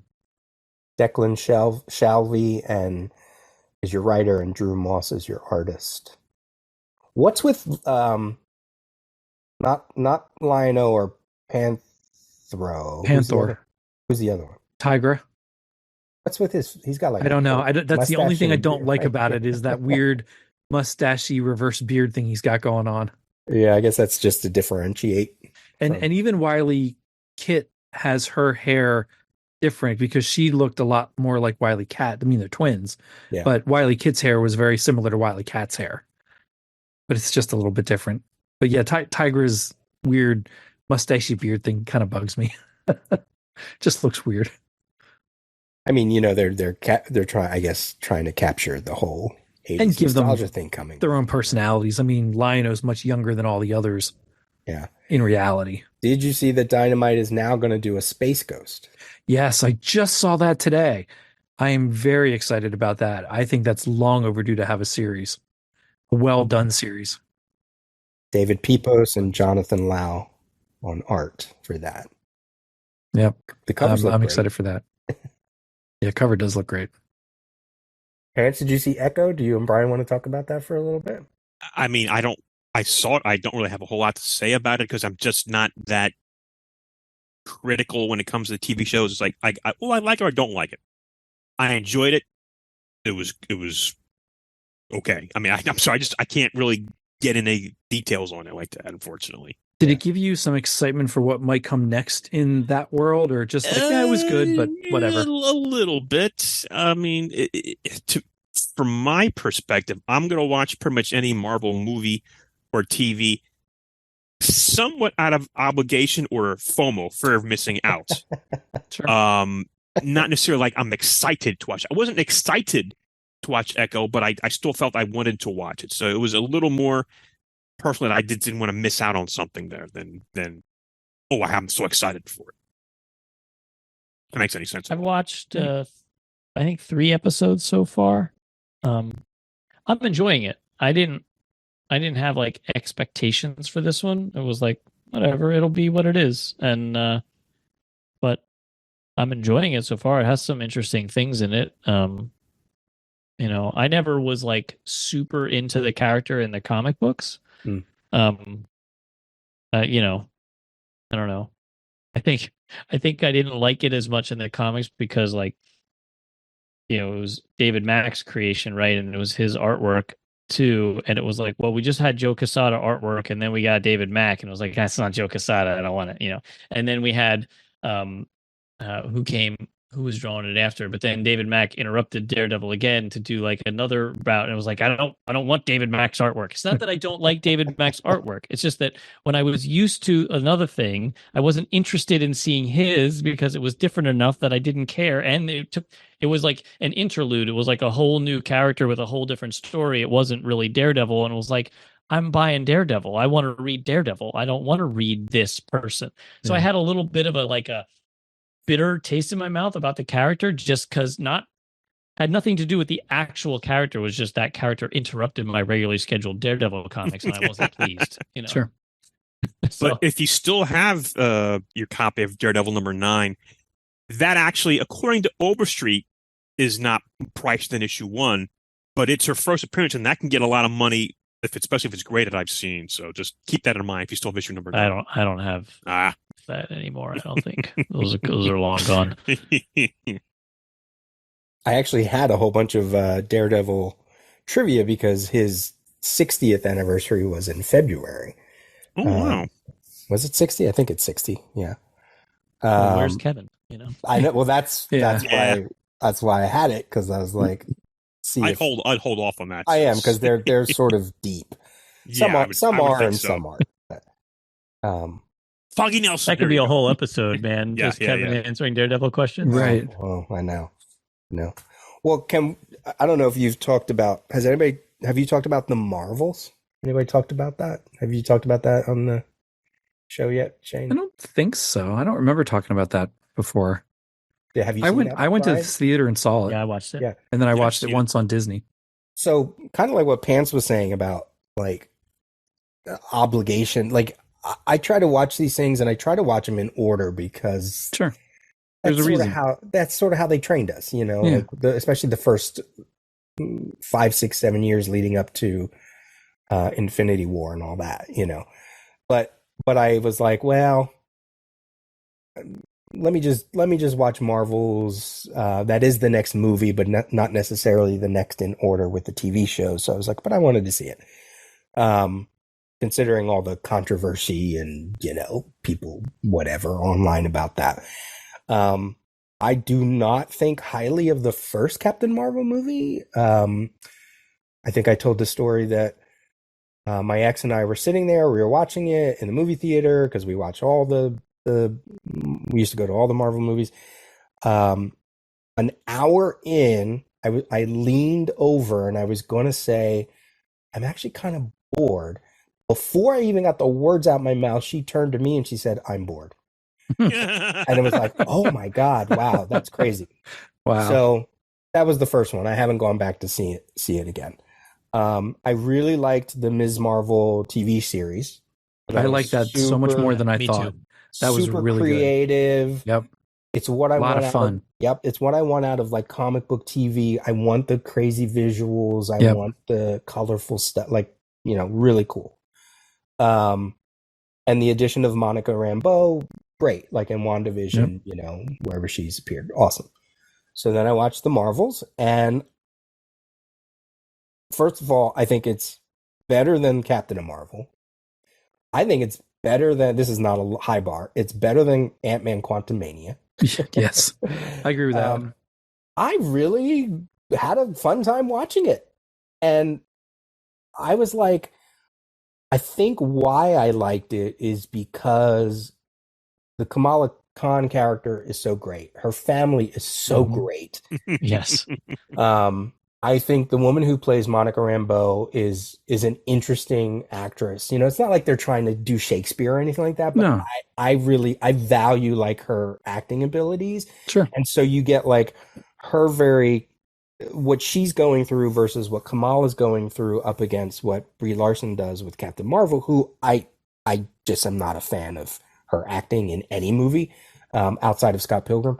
I walked away and I was like, you know what? They were smart to do this because it wasn't just about Captain Marvel herself. It was about all of these characters and the family, that stupid effing cat. And just I got a little tired of the cat. I got tired. Yeah, but whatever. It's like the Porgs. What were the things in one of the Star Wars movies? Yeah, Porgs. Yeah. Yes. Yeah. But to say that, you know, can I go in and say, yeah, there's some weird editing moments and some weird ADR and some, you know, there's it's not the most well-made movie, but I actually was like, okay, yeah, I could probably watch that again, which I think for me is like, that's a good compliment. Yeah. I couldn't figure out after watching it why there's so much controversy about it being the worst movie made. And I'm like, I've seen a lot worse than this. Yeah. Yeah, no way. It was totally fun. Like you said, I had a lot of fun watching it. It was entertaining. I laughed. Some heart-wrenching moments, especially towards the end. But yeah, I would give it another watch sometime. I know I will. Yeah. And like I do want things to be explained and I do want things to be figured out. But eventually I was like, you know, that whole switching of the thing, like, okay, it doesn't make sense. Whatever. Because they're using powers, but not using powers. Sometimes they switch up. Who cares? I was like in it. I thought the fight in the family home was fun and well choreographed, and there were some fun moments there. And I do love that family so much, and they translate well to a movie, which is surprising because sometimes going from TV to movie, it doesn't work. I was a little bit nervous that it wouldn't. Yeah. It worked. Does the lore, like, there's so many things that, when you get into like the lore of it, like they found the other band, I thought on the moon, but it's not the moon, right? Are they on the moon or not on the moon? They're on some other planet, right? I thought they were on some other moon, somewhere else in the galaxy. Right. I thought they were trying to set up like the blue area of the moon that from the comics and all that. But you're right, because they kept calling it like M something something. But that thing that they pulled out reminded me of it almost was like a grave marker, which reminded me of the Jim Starlin graphic novel Death of Captain Marvel, where he had a kind of like grave marker after he died of cancer. And I thought, oh, is it that? But no, it's not that, because in the MCU, Captain Marvel is what's her name from the first movie, you know, like it's all twisted and changed and all that. So there was that bit of lore. What was the other lore that I was kind of like, well, just the quantum bands themselves sort of speak to Captain Marvel, speak to Quasar, speak to, you know, cosmic energies in the Marvel Universe, which is kind of cool. I enjoyed the Marvel's characters well enough. And like you said, the family and Nick Fury and the S.H.I.E.L.D. people, the villain was kind of throwaway. I could have cared less. That was any villain doing something. That was not as crucial to the story as I think everything else was. Yeah, surprisingly, you know, Marvel, I think Marvel, they do have a villain problem every now and then.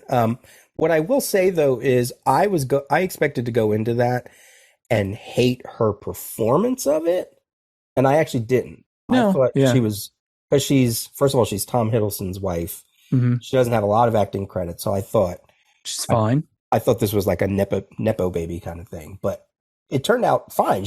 I believed her performance. Like I was, Yeah. I guess it's what the frustrating part is that the breakdown of Hala and Carol fighting the Supreme Intelligence and causing all that happened off screen, right? Because it wasn't in the first movie. So I kind of wish we had that somewhere along the way. Like, isn't that what we want? Do we want the Supreme Intelligence as the big villain? So I get your point on that. Well, and I really don't think it was much in this universe. It wasn't much of a fight. It was just her going and shutting down the Supreme Intelligence, and that was it. Yeah. There was not much blowback.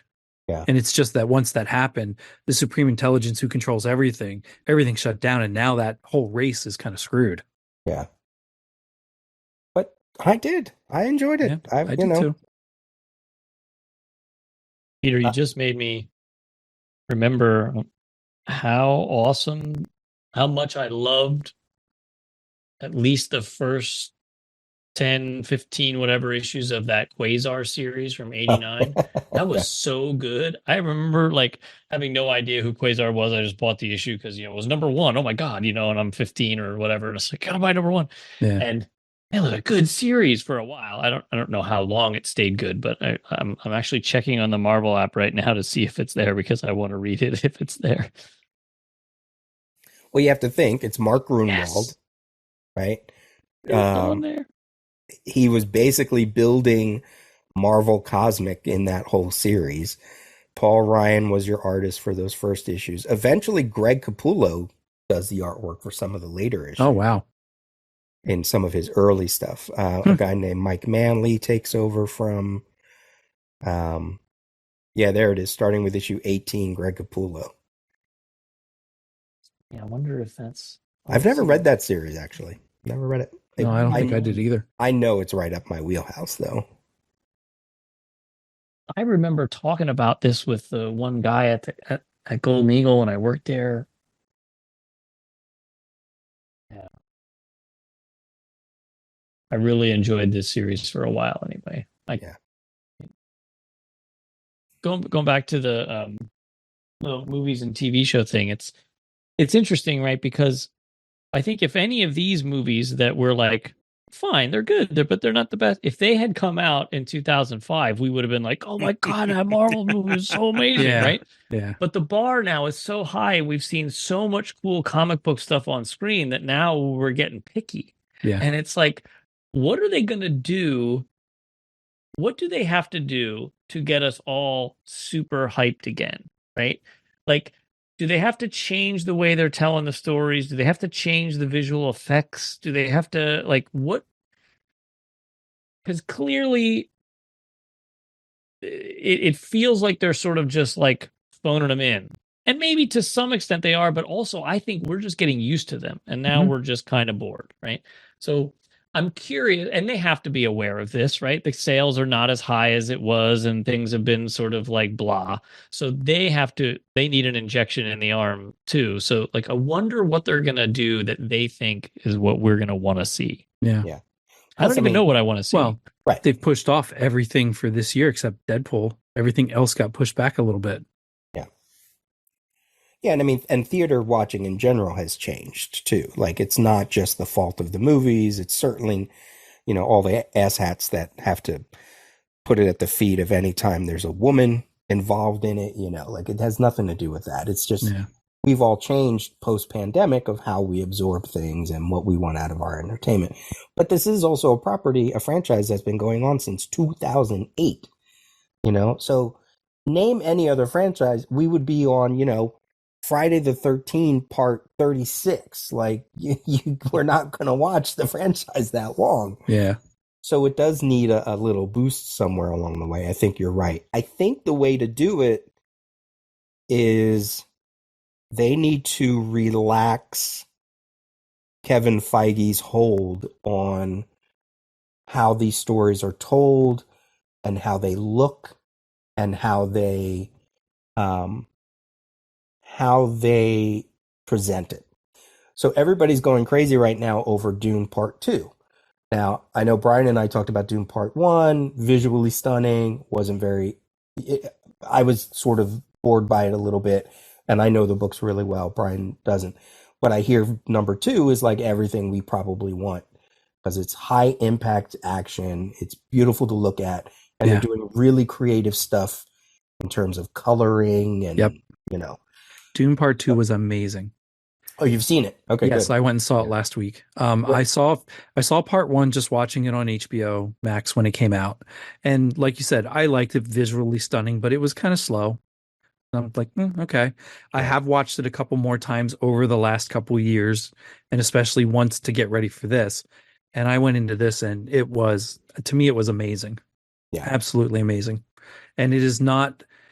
As much as the 84 version and the Sci-Fi Channel version each have its own things that are worth watching it for, this to me is the best that you can get right now. It is not all happy. It is not all the way that you would want it to be. It is good. It is very well done. I think that's what Marvel needs, though. Like, in the way that most people have said that, you know, what James Gunn is doing with DC is kind of like taking the Marvel formula. I almost hate to say it, but I think Marvel needs to lean into what DC was doing in terms of allowing your directors to really fundamentally come up with, you know, imagine a Christopher Nolan type Marvel movie. Yeah. Would blow our minds, right? Like, I think they need to allow your directors and your writers to direct and to write, and not just be, here's Marvel chapter number whatever.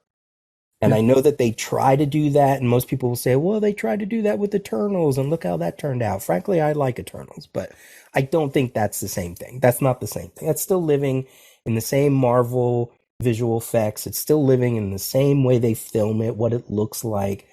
Like, well, they've been doing a little bit of that with the TV show, right? Yeah. Like Loki is unlike any other Marvel property. Right? Werewolf by Night was unlike Werewolf by Night, any. and Miss Marvel too. Well, you said with the special effects and stuff, like they're doing fun things, like not the special effects, but like those like cartoony like effects that they insert over top, right? It has some character that makes it stand out. So yeah, I just think they have to be less afraid to do that on the big screen as well. Yeah. And I think they did a great thing by starting that with WandaVision, because that was certainly different than anything else. I think Bucky and Winter Soldier was the only thing that was more like what you would say a Marvel movie method. Right. But everything else on TV has been very experimental and entertainingly interesting. Remember the outrage at the first 2 episodes of WandaVision? People were like losing their shit because they thought it was just going to be that. And they're like, this is dumb. And it's like, you really think that's what they're going to deliver? Is a 50s sitcom ripoff? Like, come on. No, that was to me, that was brilliant.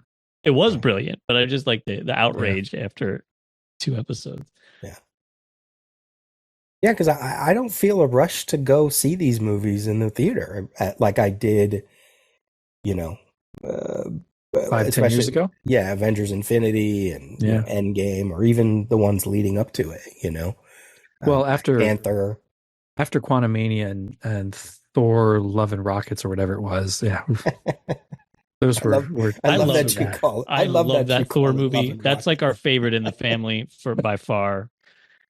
No, that's not my favorite. Yeah. So, Quantumania to me was the worst out of the bunch so far. I liked that movie. I had no problem with that at all. I thought it was fun. I had such high hopes for it. Yeah.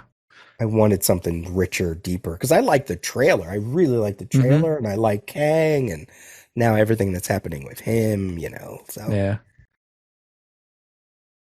I to a certain extent, like I agree with you, Peter. I was expecting more depth in that one, and it came across a little bit silly. It's visually it's fun, but yeah.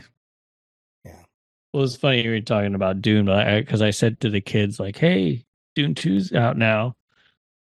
Excited?" And they both just looked at me like, "No, I'm not excited." I actually want to. I don't know if it's still in it. I'm sure it might still be, but King of Prussia has one of 12 IMAX theaters that has 70 millimeter that they're running it. I'm tempted to try and go see it on that because I've heard it's spectacular. do, make sure you text me so we can coordinate. Okay. Because I will go see it. Okay. In King of Prussia. Because I was going to ask you what it was like to see it around here. I went to the AMC in that FTX screen, and that's a pretty big screen. It's not IMAX fully, but I enjoy movies on that screen, and that's usually what I will go see stuff on. Yeah, because we saw Endgame in there at like, what time did the movie start? 11:30, 12, something like that. We didn't get out of there till like 2, 3 in the morning, and that was great. There was like maybe 17 people on a Tuesday night. It was amazing. It was an amazing experience. So yeah, but there's only 12 theaters around the entire world that have this version of Dune 2, and I really do want to see it again in the theater before it goes out. So yeah, I'm tempted to try and do that.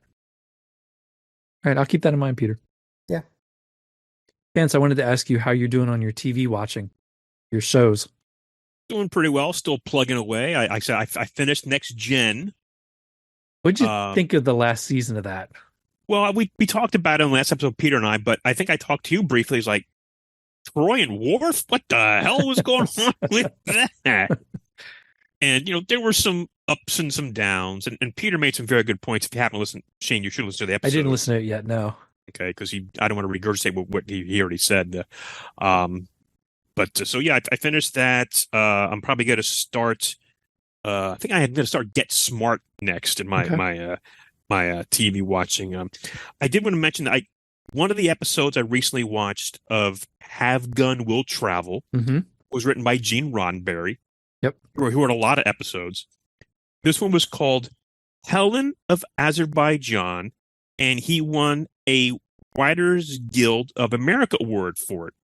And I'm watching the DVD, and they had this note on it there that in the episode, this woman does a dance, and they say it's very similar to the dance that is used in The Cage. With Yvonne Craig.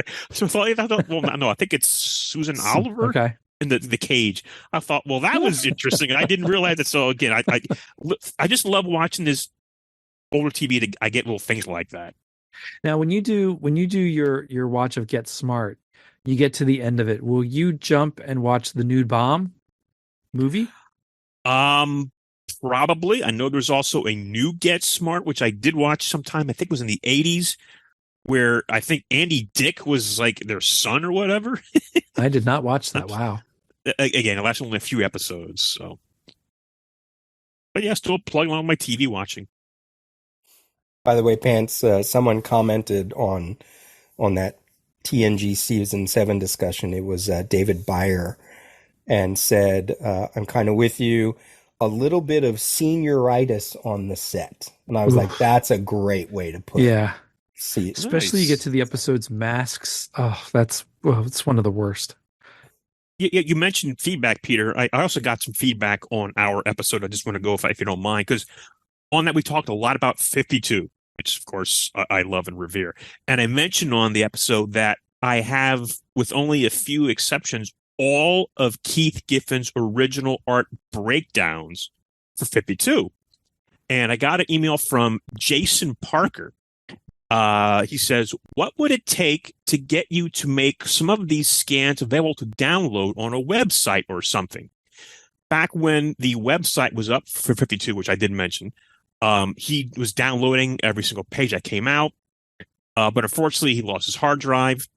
And those scans from that website are no longer online. You can't find them. So he'd be grateful if I could somehow get a hold of at least some of these scans. He's a huge Keith Giffen fan and would love to look at the way he broke down the pages for this series. So I let him know, hey, I was thinking about that. So what I've done is on Comic Art Fans, I've started posting the breakdowns because, like I said, they were online and no one's seen them else. So I think, hey, it's great to share them with everybody instead of keeping them to myself, because like I said, I literally have almost all the originals. So I've been doing basically an issue a day. So if you go to Comic Art Fans and there's a search, if you just search 52, if you search 52, they should pop up. It's the breakdown. And then you can go back, and I have on my own Facebook Comic Art Fans page, I have them listed as each issue. Like here's issue 1, 2, 3. Right now I'm up to issue 11. as of this recording, March 14th. So eventually I'll get all the ones up that I have. So in case anybody else is interested in seeing them, because I do think they are quite fascinating. Peter, you even commented that on the storytelling alone in some of these is better. What did you say exactly to me for that? Well, Keith, given storytelling thumbnails and breakdowns is sometimes 75 to 100% more creative than than a finished comic book sometimes. Like, just to see the way, the way his little notes, and he's moving the camera, and it's really rough. Like, you barely see what figures are supposed to be where, but you can still follow the story through the hint of the artwork, like it's not even finished, and yet you're like, yeah, I know exactly what that is. I can visualize it in my head. So he was really one of a kind in that regard. Yeah, and now that after his passing, I was thinking about, that they're no longer online anymore anywhere, and I don't usually post much of my artwork anymore. But I thought that was a good. Since Jason asked, and a few others were chiming every now and then, it's like, hey, you know what? Let me just put them online. So it might take a while because I don't want to inundate an issue a day. So check it out, Comic Art fans, and that's where the breakdowns are going to be. What physical size are those in real life? Excellent question. They're 8.5 by 11 sheets of paper where he did the breakdowns. And afterwards, I noticed that he 3-hole punched them because on the side. So I put them in a binder because in pencil on a lot of the issues that he wrote, like 52 issue 1, you can see there's a hole punch through them. So it happened, after he did them. So that's it. And some of them, I can tell he's done some literal cutting and pasting on some things, changing some things around. And it's like, I don't want to tear them off and look underneath. Maybe someday I'll hold up to the light and see what was underneath it there. Yeah. But there's some editor notes on there. Are you scanning them in, or just taking pictures with your phone? They've already all been scanned at 300 DPI. So I put them up online. It was like I wanted to do it for archival purposes for myself, but now also that people want to see it because it used to be online at the website, and I thought it was a good idea to do that. But yeah, it's really nice, and happy to do it. I'm surprised they're just 8.5 by 11. Wow. Well, yeah, I'm curious. Like when I got, because they came in when I bought them all at once. They all came in these like DHL packages. Yeah. And I had about half a dozen of them. It was jam packed because what was also in them was photocopies of almost every issue as well. So I was just kind of curious, did they go to the editor? Did they go to the artists, copies? I'm just curious how that works, because there are some occasional editor notes on the pages in red pen. But wow. Yeah. Well, let's hope if people go to that site and they start using your images and things like that, that they give you credit. Because well, I mean, I just own them. Funny enough, as we record this episode today, and I forgot to check it out online, Neil Gaiman had through Heritage an auction of comics and comics art that he's gotten over the years that people given him things. Like he has got a page from Watchmen, the only 17 panel page from Watchmen with Night Owl and Spectre in that dream. But he wanted to, because we don't own these things, we're just curating these things, the art. So he wanted to give somebody else a chance because he enjoyed them for so many years. And so he put them up for auction, and the proceeds, if I can find the details, some of the proceeds went to Hero Initiative. Some went to a writers guild. Some even he gave some of the money back to some of the creators because they gave him a lot of this art. So I thought that was really nice, and he had some really cool things. I think they raised just over $1 million for everything. I mean, he had some pages from Sandman from different artists. He had some Swamp Thing pages. Had props from the Coraline movie that he was a part of. Just so many things that meant so much to him. He just wanted to share them with people. So I I'm not selling my art, but I do want to share it with some people who get some enjoyment out of it, because I don't really necessarily. I just own the physical copies of it. If that makes any sense at all. No, it does. But yeah, and I wish I would have remembered that it was today, because you could have watched the auction live, and Neil himself was there and commenting on the pieces I read. It's like, wow. oh man, I would have loved to have watched that. That'd have been fun. Like I think I read on one. I think I read it somewhere. Maybe Mr. Phil even posted about it. That somebody's one of the pieces. He goes, "Oh yeah, that was hanging in my daughter's bedroom for the last 20 years." It's like, oh my god, it's like to hear him talk about that. I think every piece also came with a COA from him, so I thought that was a really cool thing he did. Yeah, I mean, that's what I kind of feel like. He's good people. I have these pages, right? You can see them behind me, and it's fun to have, to own a piece of a comic book like that. But also, like, I could just as easily have a nice print. Like, you know how they're doing those artist editions where they do these high color, high res scans, and then they print a whole book, and it's like, hey, I pay $100 and I get, 100 pages of comic book instead of one page, and that would cost way more than $100. But it's like, man, they could just start selling prints of individual pages for $20, and like you could have your favorite page for $20. And it's like, because it kind of makes me nervous having them, honestly. Like, what if something happens and now that artwork's gone forever and no one can have it, right? And so I do kind of like Neil, raising money for causes, right? But like, why do we have to hang on to these pages forever? And like, it's mine. Now I'm keeping it until I die. And then maybe it'll get sorted out in my estate and somebody will know what to do with it, right? Or whatever. Because it's like people want to appreciate it, right? And I sort of feel bad that I have these pages on my wall.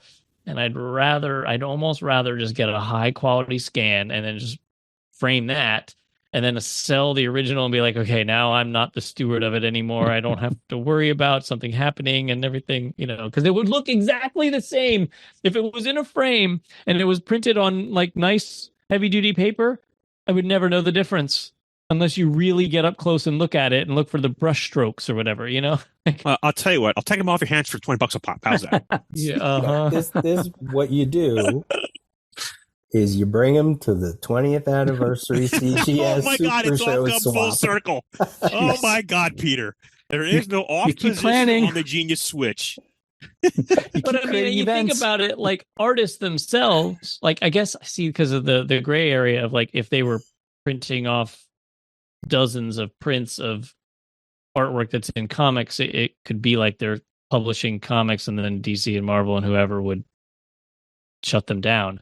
But like maybe Marvel and DC could do it themselves, and it would be like, get the official print, and then half of the money goes to the artist who made the damn page in the first place or whatever, And then, because now they're getting money when they sell it the first time, but as soon as it goes up in value and it sells the second time and the third time and the fourth time, they're not getting any of that money, right? It's a used market, and now they're cut out from the proceeds. But if you could just buy a print, of a full page, and you could just go to marvel.com and scroll through thousands and thousands of pages of comics and find your favorite page and pay $20 and have a nice print, and then the artist gets $5. That would be nice, right? Like, or whatever. I want a Chris Pacello page, but I don't want to pay for it. So I just want to print, If anybody has any Chris Pacello pages, let me know, and I'll pay for a scan. All right. All you gotta do is go to Comic Art Fan. I'm sure I can find some for you real quick. Yeah, but they're not going to be like high quality, well, What do you want? Everything 300 DPI, or whatever, or more. Before we go, is anybody interested in the X-Men revamp happening this summer? Anybody? I was just going to bring that up. I'm curious. So the Krakoa era has been done, or it's, everybody knew that it was done, and they're getting this new thing. Tom Brevoort is now the mainline editor. He's off of the Avengers. He's on the X-Men. And they announced 3 new titles: X-Men by Jed MacKay and Ryan Stegman, Uncanny X-Men by Gail Simone and David Marquez, and Exceptional X-Men by Eve L. Ewing and Carmen Carnero. They're calling it From the Ashes, A New Beginning, starting in the summer, and then eventually down the line, Phoenix, X-Factor, Storm, Nyx, NYX, X-Force, and Wolverine, of course. So I would be more excited about this if you could read these things on the Marvel app like the week they come out, like you can with DC. Because I have to wait so damn long that then I lose interest and I'm on to something else. Like, you got to get me right away or I'm out. Like, I'm just like, I'll forget about it, right? Because I'm not going to buy the issues when I pay for the app. So if I got to wait 4 months, 6 months, whatever it is that Marvel makes you wait, I don't even know. Like, I check every week. When's the damn Punisher issue going to come out that Dave Wachter is on, right? But it's like, how many freaking months is it? He's already on another book. Like, what do I even care anymore? You know, like, it's over. I don't know. Maybe this is what they need. Maybe for this relaunch, a way to get the X-Men back into people's minds is maybe they need to, with adjust just their these, and do like DC does a month out. So maybe they need to put these out there, and every now and then, actually, I think DC does like stay and date. I think for some they do, because they release. I get an email every Tuesday, and they're telling me, like, the comics aren't even in the store until Wednesday, and they're telling me on Tuesday, hey, go read this issue, you know, and it's like, oh, this is new this week. Cool. You know? Well, I think DC was releasing all their books on Tuesdays for quite a while. I'm going back to Wednesdays coming up pretty soon. Yeah. Back in the summer, they're going back. Yeah. Right. Yeah. This line wide, I'm going to read it. It might be fun for us to read it on the show, or, if we can get copies, and, there are ways to get copies. Buy them. Sure. Sure, he goes, come on. But, like, I feel like, is this enough of a hook for me? Like, when they were doing the Krakoa era with the Hickman stuff, it wasn't just like these individual titles with individual rosters. There was a real concept behind, like, okay, it's the Marauders, but it's because of this. And it's the, I don't know, the X-Men, or it's like each thing seemed to have an idea behind why it was that particular title. Now, it's a little too early. I shouldn't be so harsh on it, but I don't know. They're going back to the whole humanity hates mutants thing again. And it's like, I know the Krakoa era probably has played itself out, I haven't even read all of it. I'm still in the first year of it, but it's interesting, Yeah. So there's people who love it. There's people who are done with it. The X-Men always get revamped. It's going to be interesting. It's going to be interesting to see what they're doing. And does any of it have anything to do with, like, their eventual appearance in the MCU movieverse? I hope not.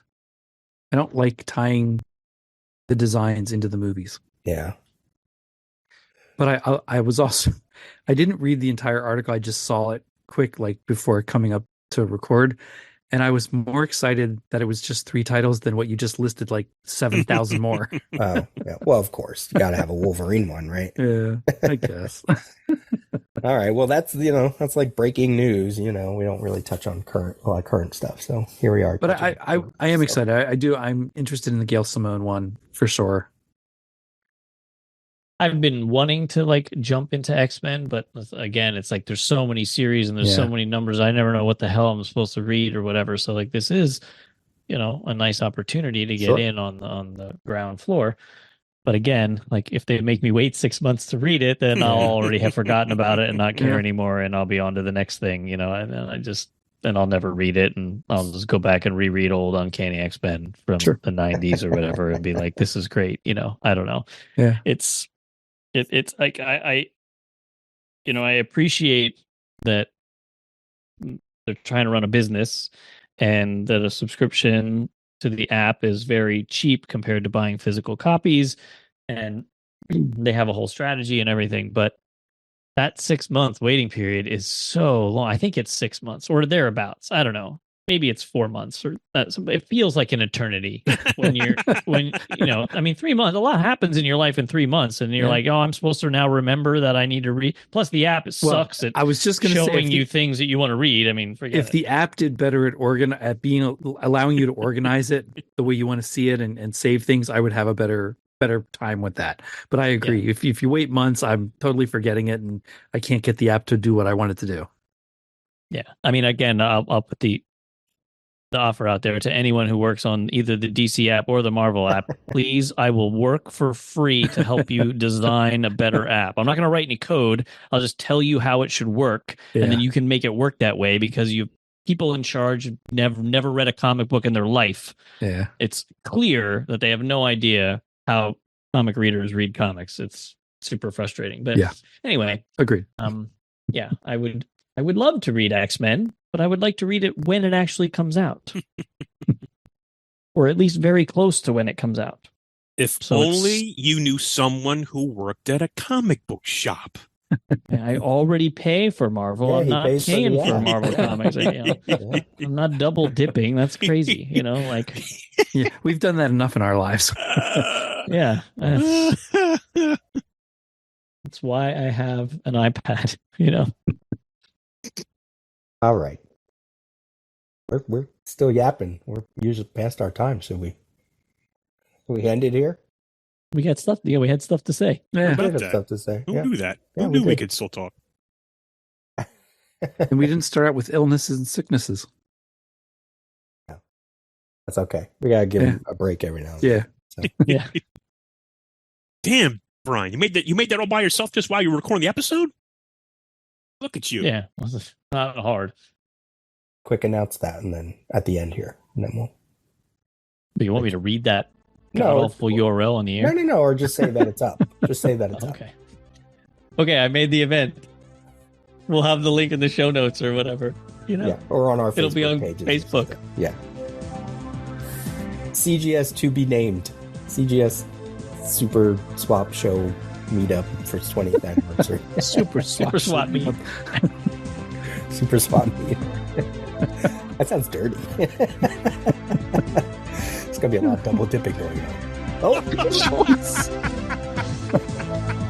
the more things change, the more they stay the same.